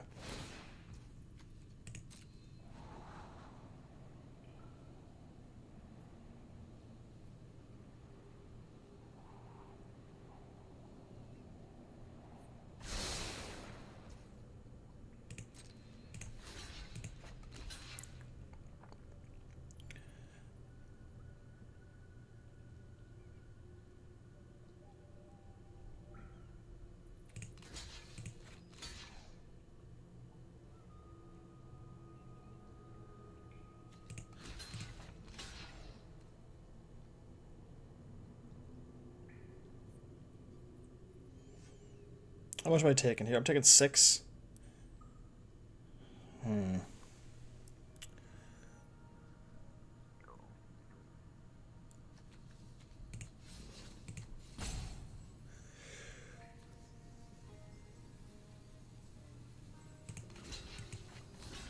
I could just jump and take 9.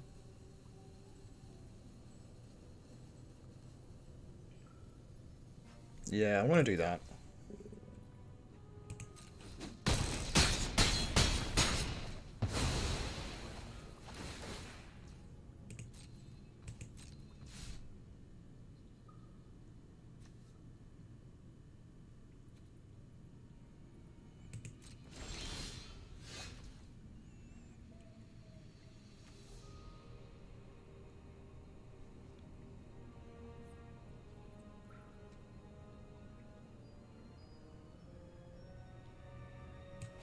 Okay, so you start out with Aspirin, right? Aspirin. Put that on that, I think. Now, Glorifier of Suffering. Put that on that, I think. Now, where do I want the triggers to go? The 4-3 I can block with the Chariot.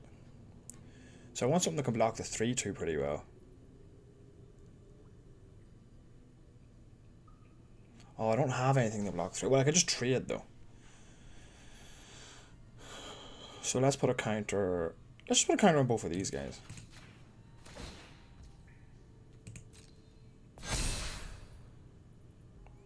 Now, we're on 6 life, so I think... Do I attack with anything here? 1, 2, 3. He's 5 creatures. If he War Scribes again, I can lose pretty easily, so let's just chill for a second. Just chill for one more turn, I think. I could have maybe attacked there. But, like, if he has anything else that makes this awkward for me, like, we're in a lot of trouble. That's not the worst. Oh, that Petrify's nice. That Petrify's huge.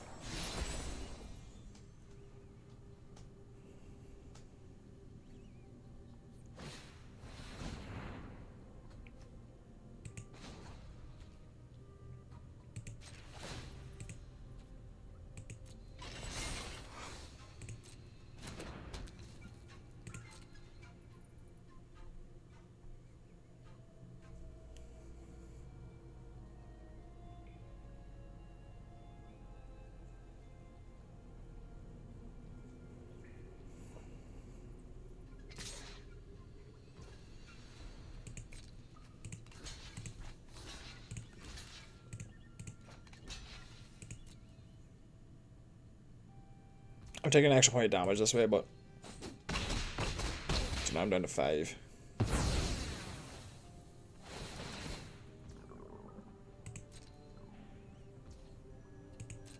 Land. Oh, Jesus Christ.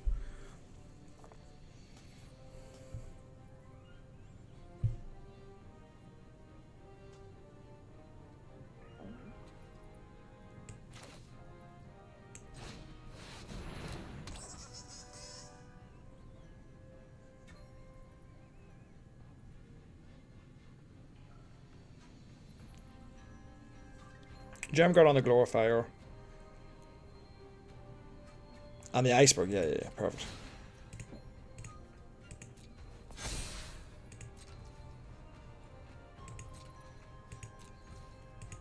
We're far enough behind. I just need one land. That's all I need.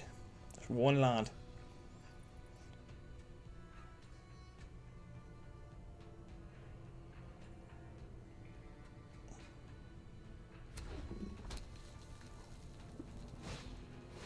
Oh, that's fine. That is absolutely fine. He's finally going to equip this thing. What does it do? He's already got vigilance. Pseudo vigilance, anyway.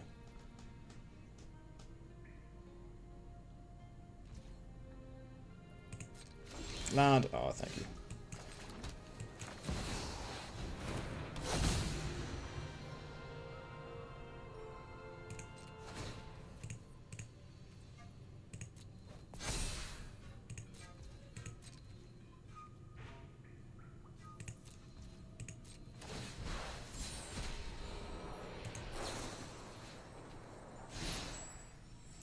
What about a lucky drop? Maybe I just cancel, put it in my hand.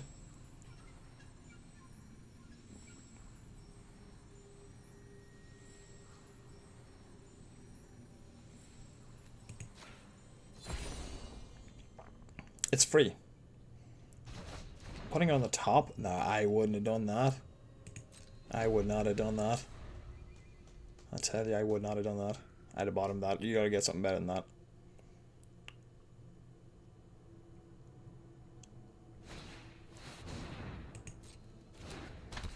Oh, I wouldn't have done that, I tell you.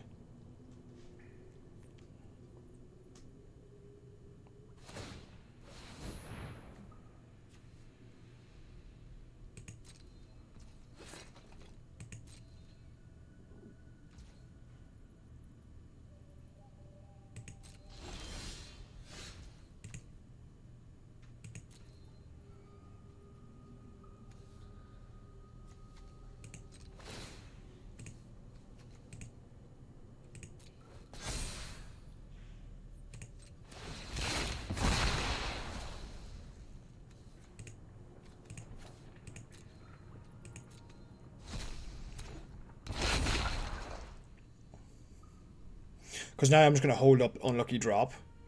I'll play that land, sorry. Going to hold up unlucky drop just. Now if I send the 6/6 in, he can't actually do anything about it. If I send a 7/7 in. No, I think we pass for just one more turn.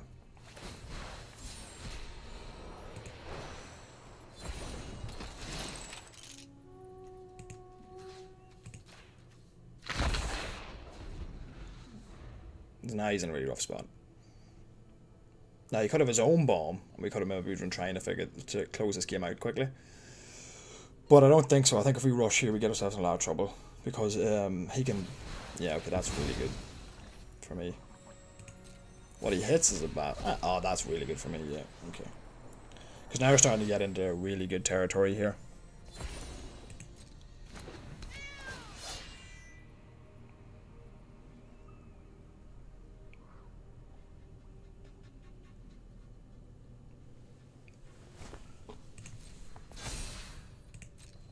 Yeah, we've completely taken over this game. Now, let me just do my math here. How much does it cost? Crap. Yes, we can't flip the bricks. Okay, my turn.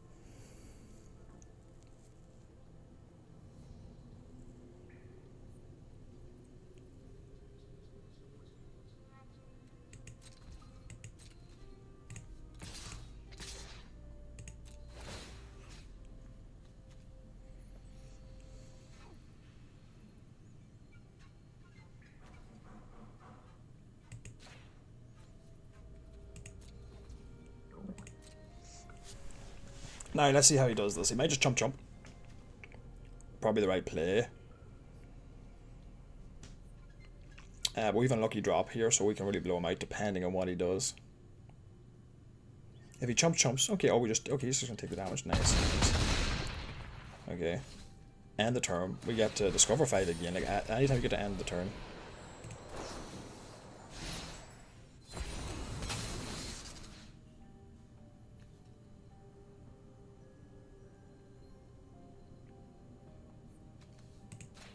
Yeah, we'll just keep it stunned down.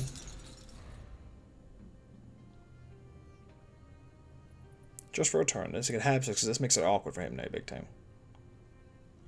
Right. Now, he's got 5 mana. Mana about War Scribe. Perfect. That actually works out for us. Really well.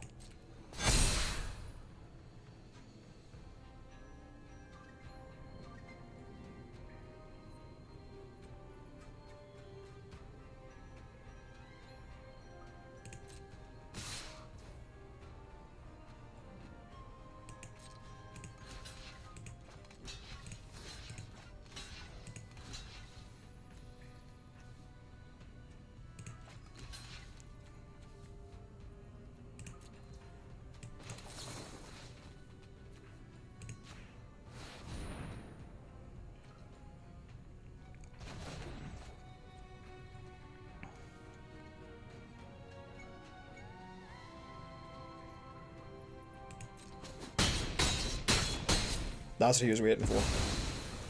He was waiting for that.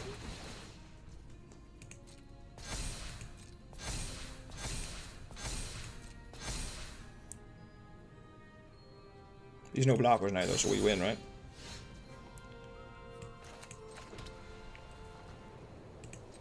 Yeah, we win. Oh, if we'd have gotten a little too aggressive there, you say, yeah, we got punished by another one of those. That was almost close to being too aggressive though. Almost. I didn't realize though that it would. I should have tapped the chariot, I think, and something else to get another counter on it if I wasn't going to block there, which I couldn't afford to. Whew, jeez, I was tense. I got a little bit scared when I saw that, but I was like, no, we should have enough here. We should have enough here. Discovering into that lodestone needle was huge. Although we still would have been fine. We could have taken 2 hits and bounced that anyway. So, but the two life from the thing coming in clutch. I wonder, was I not aggressive enough in that game, or was I the right amount of aggressive? It's interesting, because, if I had gotten slightly more aggressive, I could have let him trade with me. Then the Tyrant Soul Cleaver gets bigger, and then I can't. It's hard for me to block and throwing away creatures, and then he draws in a Malamet War Scribe. No, I think we played just about the right amount of aggressive, but I think you could go either way. Oh, that's just perfect. Like, that's literally perfect. I have no need to play the Tinker's Tote here. Okay, my hands are really, really strong. I have no 2-drop creature, which isn't great. But we're set for 4 lands. Clear Fabrics is so good. Ugh, I love it. We're set for 4 lands anyway, so that's really nice. Now we do need some action. So we do. We do need some action.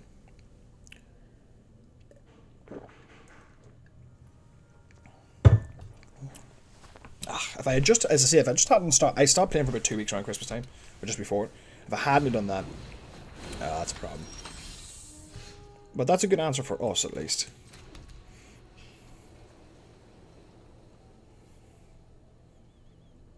Yeah, okay, so next turn, I think we just, what do you call it? We just gotta let him get his value out of it. This is a really good card. But then next turn, we just Brax Plunder it, I think. Yeah. Okay, that's good. No blocks.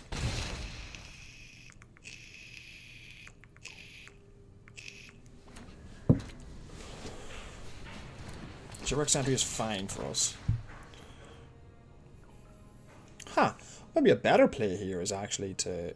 A better play is to Dishonest Highbinder and Cogwork Wrestler, yeah. So we want to play this... And then auto pass, yeah. Perfect.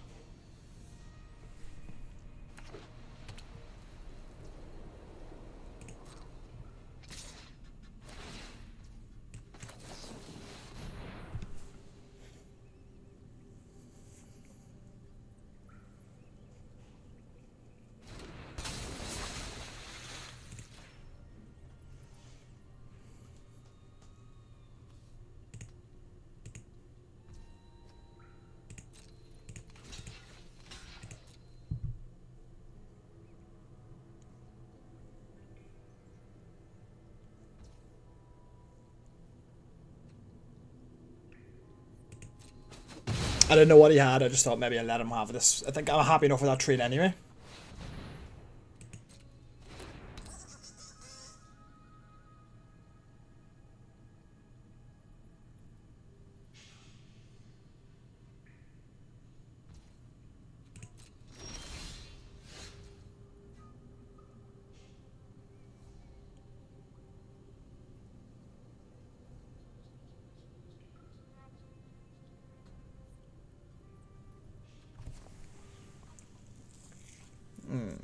I should have maybe just gone for it, you know. I was really debating whether or not to go for it. But the thing is, I'm happy enough to trade my 3-drop for his 2-drop. Like, he got nothing out of it. Like, I was happy enough to make that trade because if he had anything, you know, if he had his own Cogwork Wrestler, would that have made any difference? No. But if he had his own interaction, it might have got blown out big time. So I kind of was leaving it. Well, what do I want to do here? I can leave Unlucky Drop up for next. Yeah, no, I can Unlucky Drop later in the game. So I think we'll just Iron Paw Aspirin for now. So a +1/+1 counter on the Aspirin itself. And then pass the turn.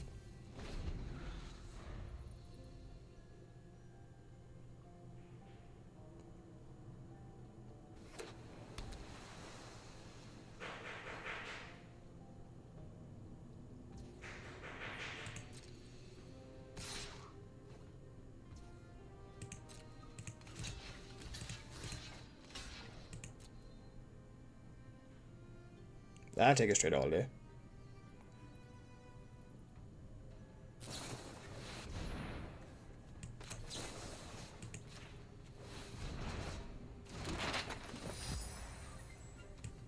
I'll put it at the bottom of my library, so that's alright with you. Thanks.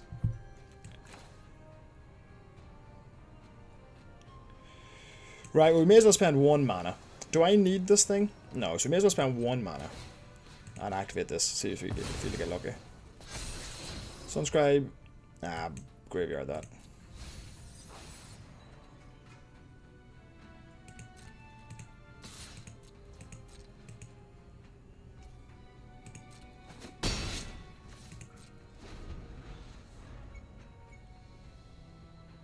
If I knew the top of my library was a land, I'd play Camille for sure.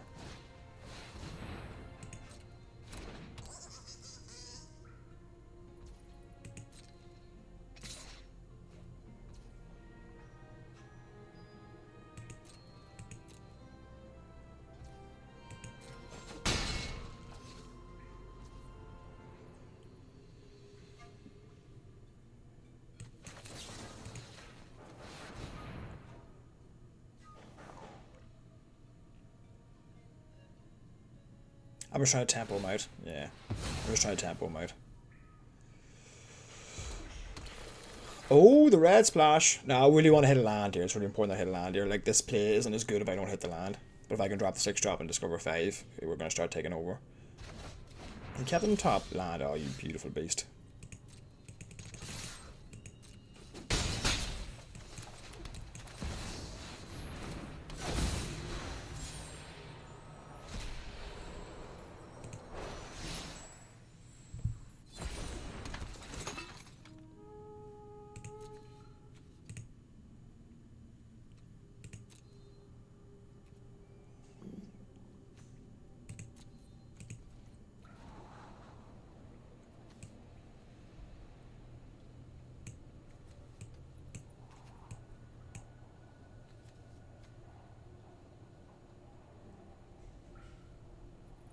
Does that seem good to me? 2 plains bottom. No, we want to flip the Clearfire bricks, right? No, so you draw this, then cast that off. That's going to come off the Camille. Yeah, that's good for me. Scry 3 working really good here with Camille, actually. Yeah, that's really good for me.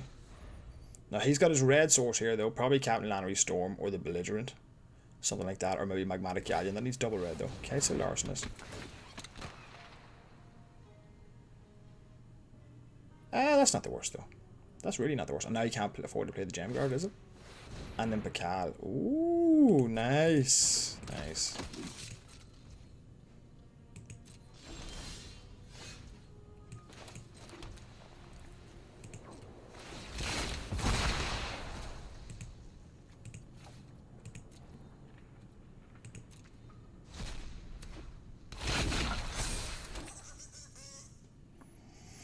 Now,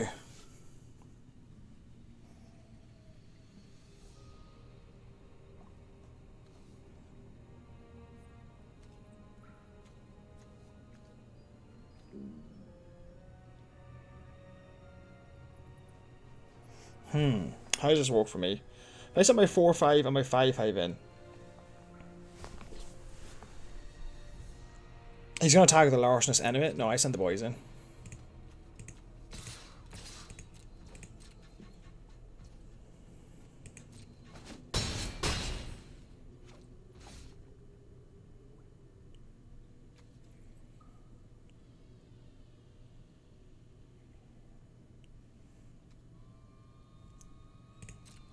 This is going to be close. But to be fair, that's one hell of a turn, eh? Double spell, I'd say Larcenist.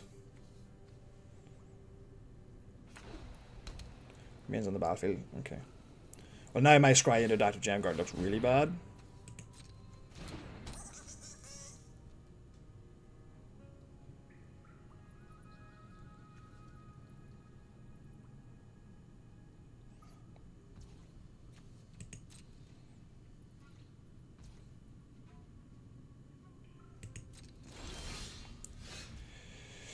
Right, now I need to work on the math here. So I send the 4-5 in. I send the 5-5 in. I think I send all the 2-2s in as well. Do I?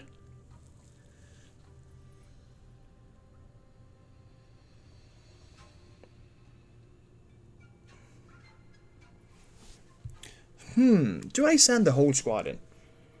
No, I don't. There's too many blocks on.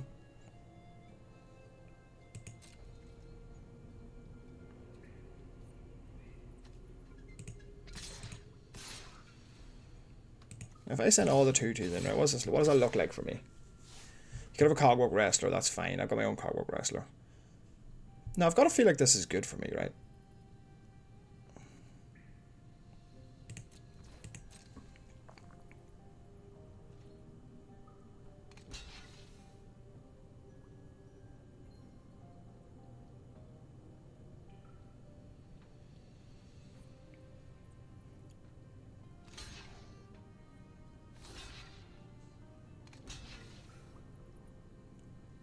Okay, what do you got for me? Brackish Blunder, probably.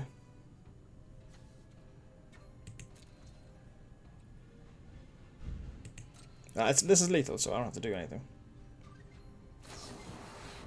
Quicksand Whirlpool. I will trade it down in Pakal all day. Then I'll just Brackish Blunder the... Oh, I should have killed the Gem Guard, not the Sentry, but that's okay.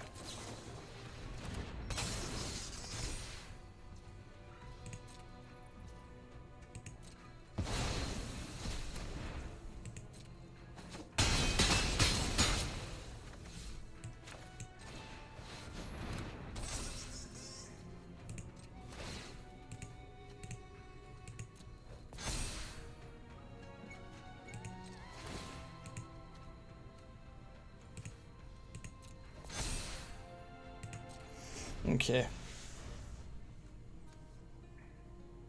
Now, all I have to hope is that he whiffed, more or less.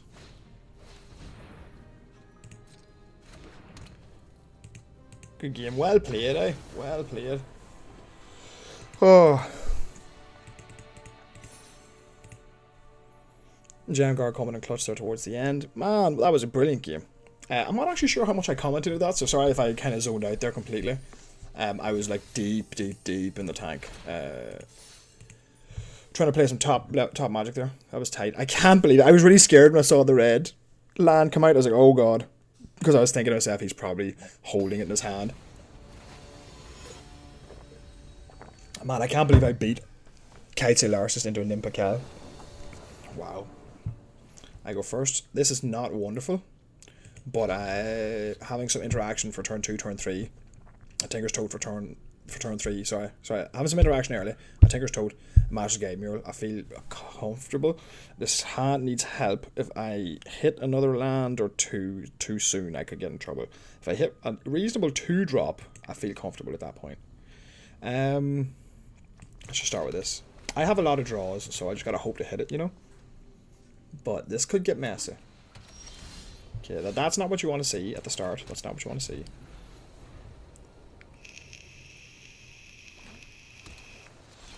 Plains Island is good for me.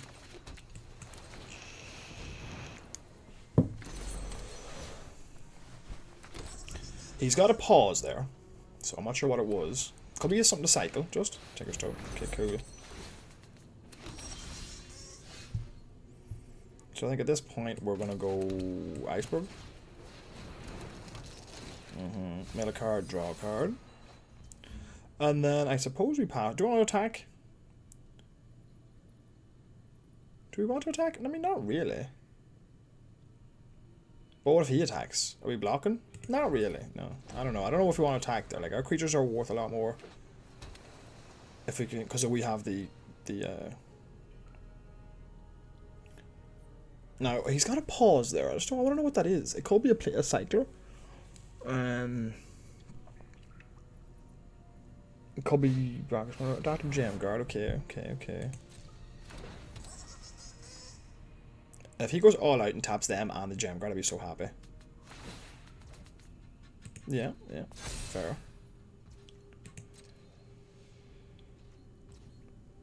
I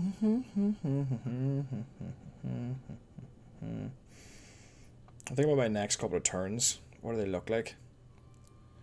What do my next couple of turns look like? Because I could blunder it now. Because I'm kind of wrapped up for stuff. Yeah, I'm just gonna blunder it now. I know you kind of want the token or whatever, but I'm kind of like.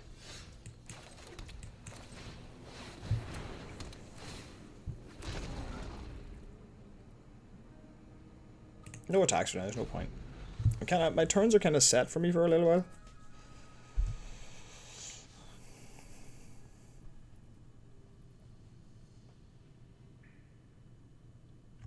I don't want to trade off my 1/1s, yeah, because I can craft with them, right? And I have a lot of crafting to do. I know I've got a lodestone needle in the yard, but I've got an All-Tech Archaeologist here that I'm kind of more interested in. You know, it can get that lodestone needle back. So I've got lodestone needle, All-Tech Land Landmark. That's not a card I'm scared about. It gets a Scry though, which is nice. Must have hit his land drop, or unless he's a 3-drop or something, but that's kind of nice. Yeah, he got the land drop for the Gem Guard, yeah.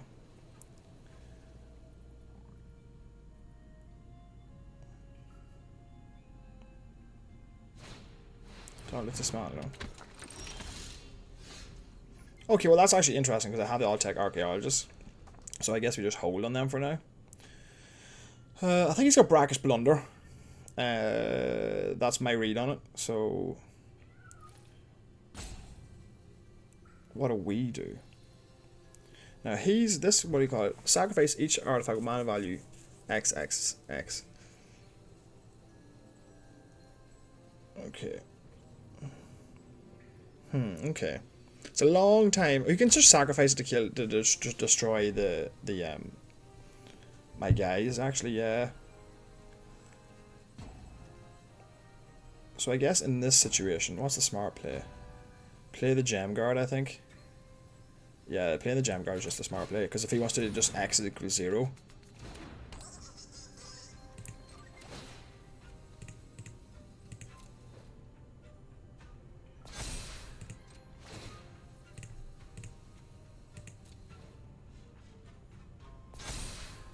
And then I'm not gonna tap the other two. I'm gonna leave them back for now.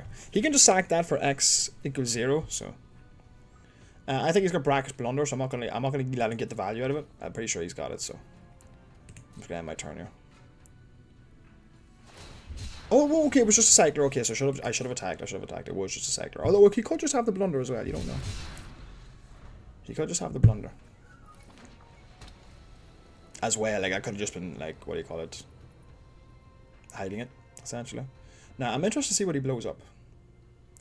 X for O works out in his favor massively. You know, but I'm just gonna keep the All-Tech Archaeologist until I figure out what it is he's gonna blow up.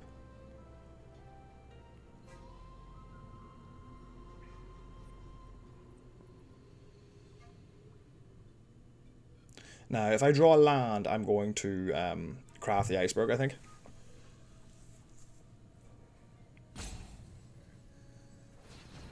Okay, he's going for it. He's going for something. Leaving 2 up. So he's probably trying to wrap something. Oh, I'll take archaeologist. Yeah, well, you don't have any good artifacts in your yard, do you? No. Resolve. Okay, so he's gonna scry 3. This actually works out really well for me.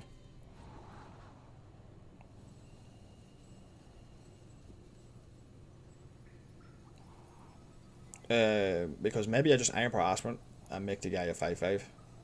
Because this, oh, okay, so maybe it's Cogwork Wrestler. Huh, okay, Cogwork Wrestler.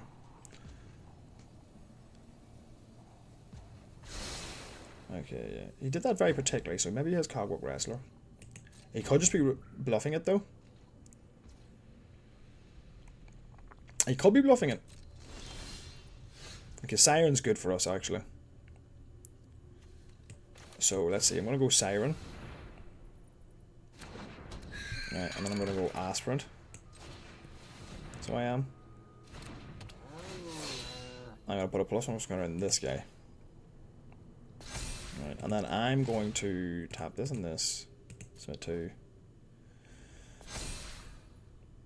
Now I need to get to the point where he can't kill it. So 4, 5, 6, 7.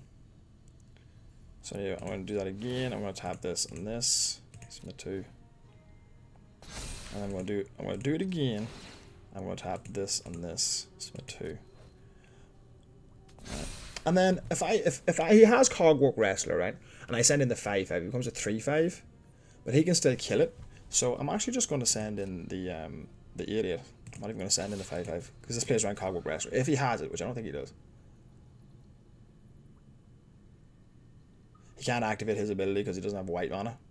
So if he was trying to Cogwork Wrestler, represent Cogwork, yeah. So if he plays it now, he can block in a different way slightly. Yeah, he had it. Yeah, there we go. There you go. Still a 6/8, you see. So like it's gonna be pretty hard for him to block it in any convenient manner, right?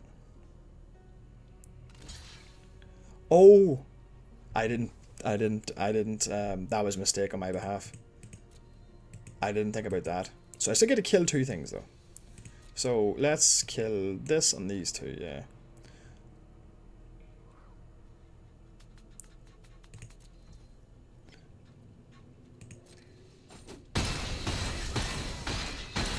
I didn't think about the fact that the Cogwork Wrestler has an extra point of power. I wouldn't have been able to play around it anyway. Oh, I would have if I put the counter on it. Yeah, so that's a big mistake on my behalf, because I kind of talked myself out of attacking there.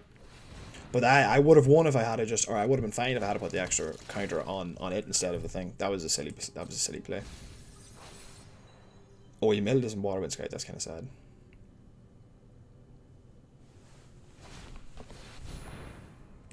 No, but I'm glad I have the Siren down because I can actually flip the Guide Mural next turn.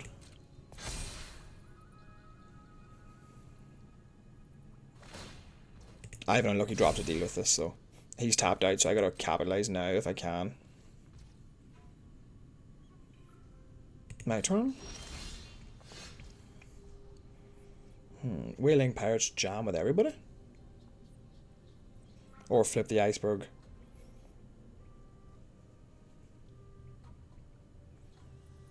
This actually is a better play. Yeah, this is a much better play. Whaling Pirates. Tap that guy down. Next. Jam with everyone. He can't kill. No. Hold these bites back. Sorry, excuse me. This puts a little bit more pressure on him.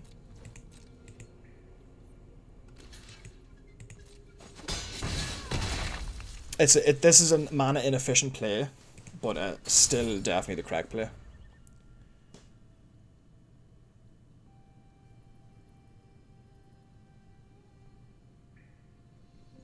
And then if he goes to flip the iceberg, we unlucky drop it. What's his play? I'll take Cloud Guard. That's not the worst.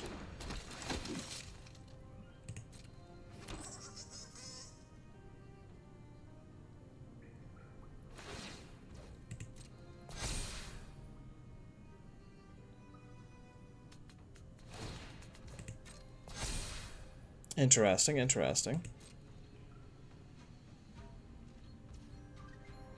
Okay, I don't think we need to crack the tote just yet. 3, 4, okay. Yeah, that's what Do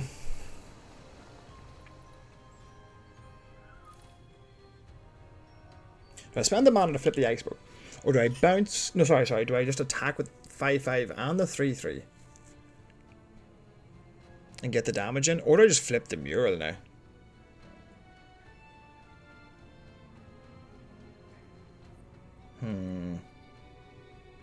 No, I think I'm going to flip the mural. I'm going to spend my mana here this turn.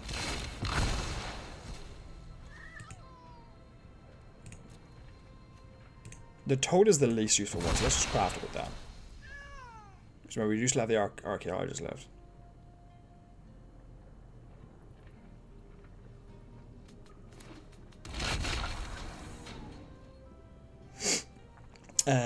And then do we send the 5/5 and the 3/3 in anyway? Yeah, I think so.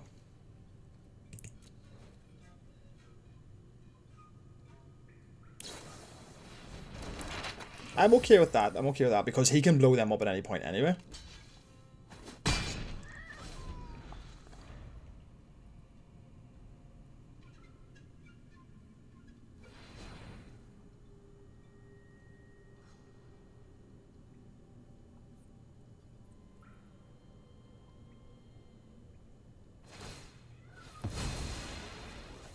Okay, that's good for me.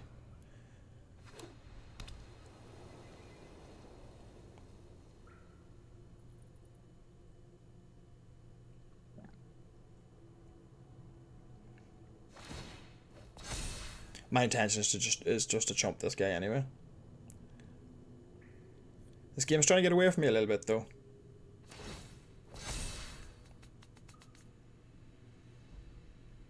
So it is.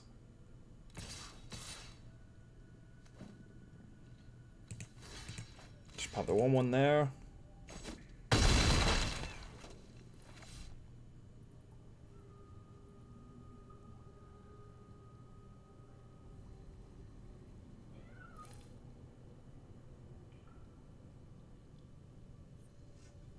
This is a nice tight game here.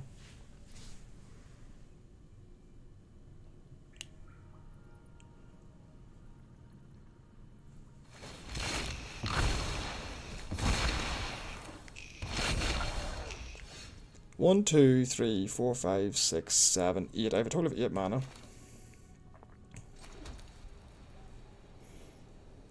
3, 4, 5, 6, 7, 8. You have 8 mana in total. So I could all-tech archaeologist, buy back the lodestone needle.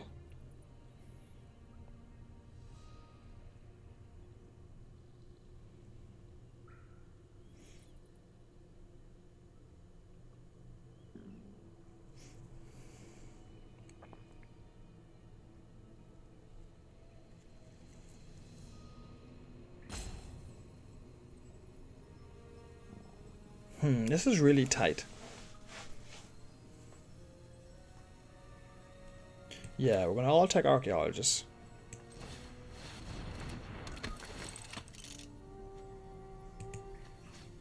Buy back the lodestone needle.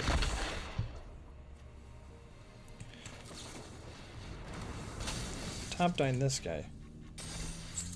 Use that to make a 4/4.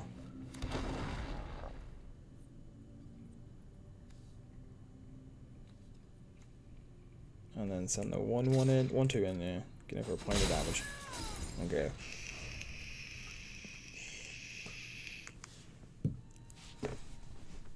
Now the Dauntless Dismantler just works perfectly against this. Yeah.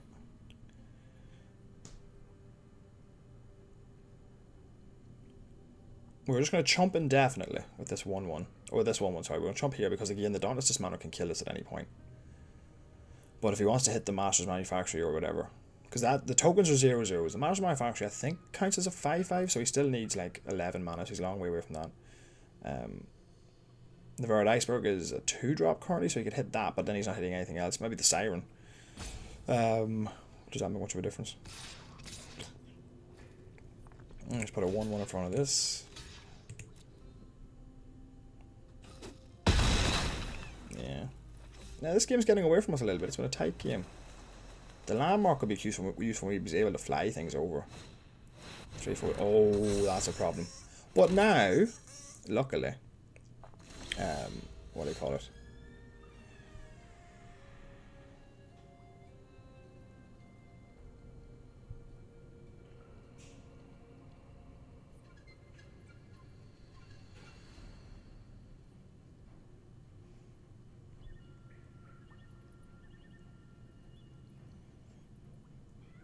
So we got to unlucky drop the 10-10. That is something that has to happen. Right, we can Coward Rash with a Thunderhawk, so he only makes 1 token.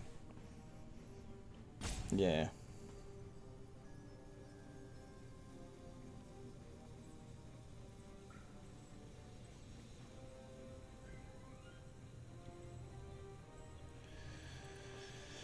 How much mana do we have? We've 8.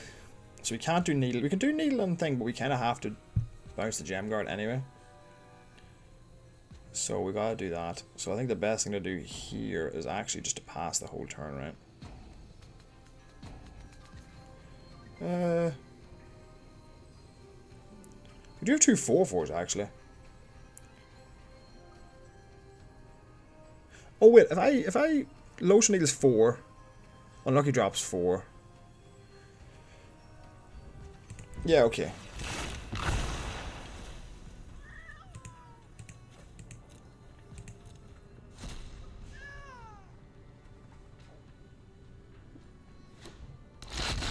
Can't use it this turn. Yeah, and then we next. I think at this point, we send the 4/4, we send the 4/4, we send the 3/3, we send the 1/2, yeah. Yeah, we have enough to leverage that.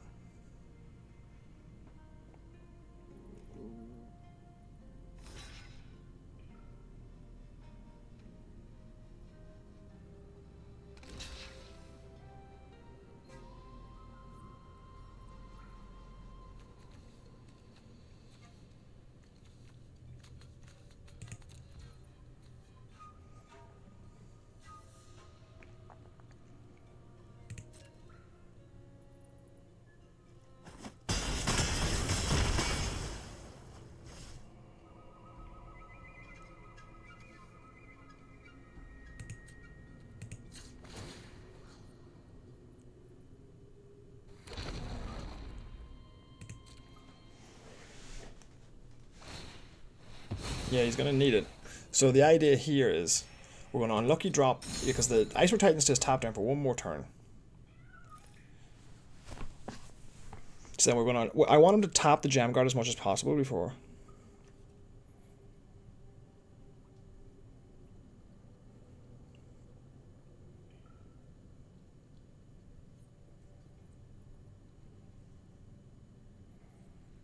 It might even be smarter to actually bounce the Thunderhawk depending on how he plays this. So he might do that.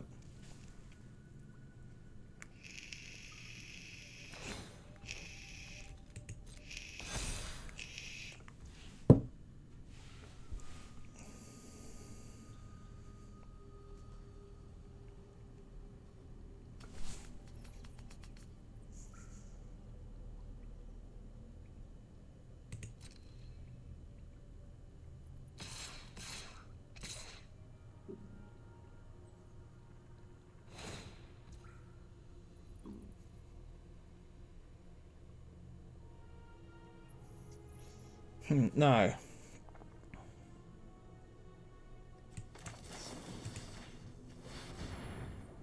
I think this is the right play. Increasing his power doesn't do anything because he's going to get bounced, right? Doesn't make any sense, right? Or does it work in such a way that it reads it?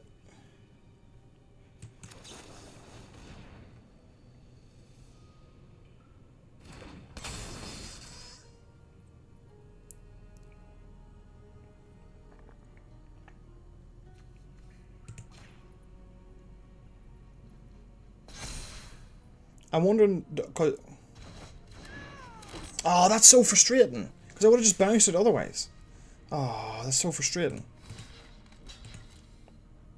I would have just straight up bounced it if I didn't know that's how it worked, honestly. Oh, once he did that, I was super sad. So that's just a misplay, massive misplay on my behalf. Because now I'm dead, basically. Whereas if I just bounced him before he attacked... Oh, that's so frustrating. Because I could have just bounced him before he attacked, but I didn't realise that's how it worked. I thought it would check his power afterwards, you know? Oh, it's so frustrating. I would have won this game outright, like...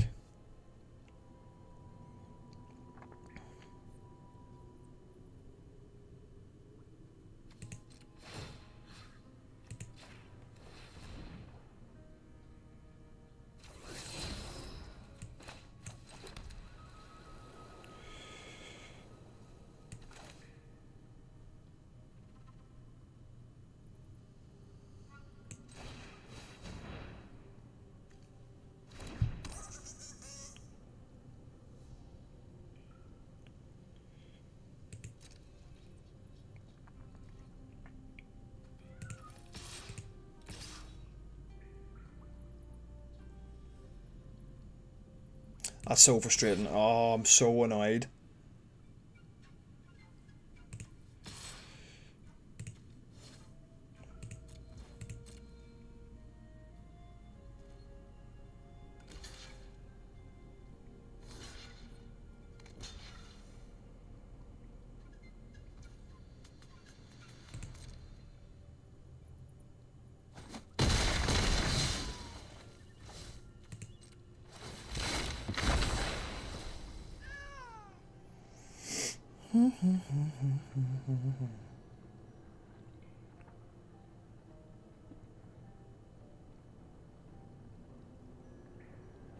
Oh, I'm just dead. Crap, he's gonna fly the little gem guard over. So I take 11 up there, and he's gonna attack. Yeah, 12. And then, yeah. Oh my god, I would have won that game. I would have won that game if I just bounced the other guy.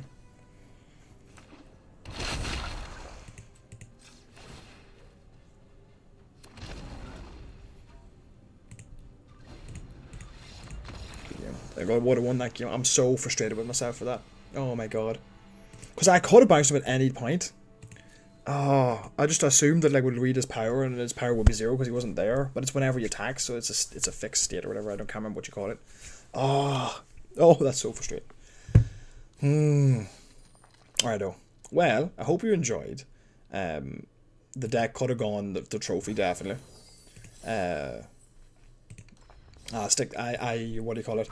I hope you learn from my mistakes. I'll stick this video up and let you learn from those silly choices that I made. I made a couple of bad plays. Played 2 bad games. First bad game was against the Bringer, and then that game there. All I had to do was bounce the guy beforehand, before attacks, and I was genuinely thinking about it. But I tried to get too much value out of it. That was the problem. I was trying to get him to do something, like maybe tap things or sacrifice things, when all I had to do was bounce that. He would have been able to... No, well, that's actually not entirely true, actually, because he would have been able to... No, because it puts on top of the library, so he wouldn't be able to replay it that turn. Right, and then he doesn't have a bunch of 1-1s, and I got a bunch of 4-4s. That Dauntless Dismantler just came in so clutch that game. It came in so clutch. And then I tilted hard then towards the end there, made some bad plays. I mean, I was pretty much dead anyway, and I knew I was dead. Like, that's why I was so frustrated when I tilted so hard. You know, because I could have maybe just not attacked with the Oaken Siren or played my lands differently, so at least I had a blocker and I could block the 11. You know, but at that point he's playing the 3-4 Thunderhawk again, making 3-1-1s, like the game's gone at that point. Oh well, anyway, I hope you enjoyed. I'll put that up on the channel now, and I'll see you for the next one.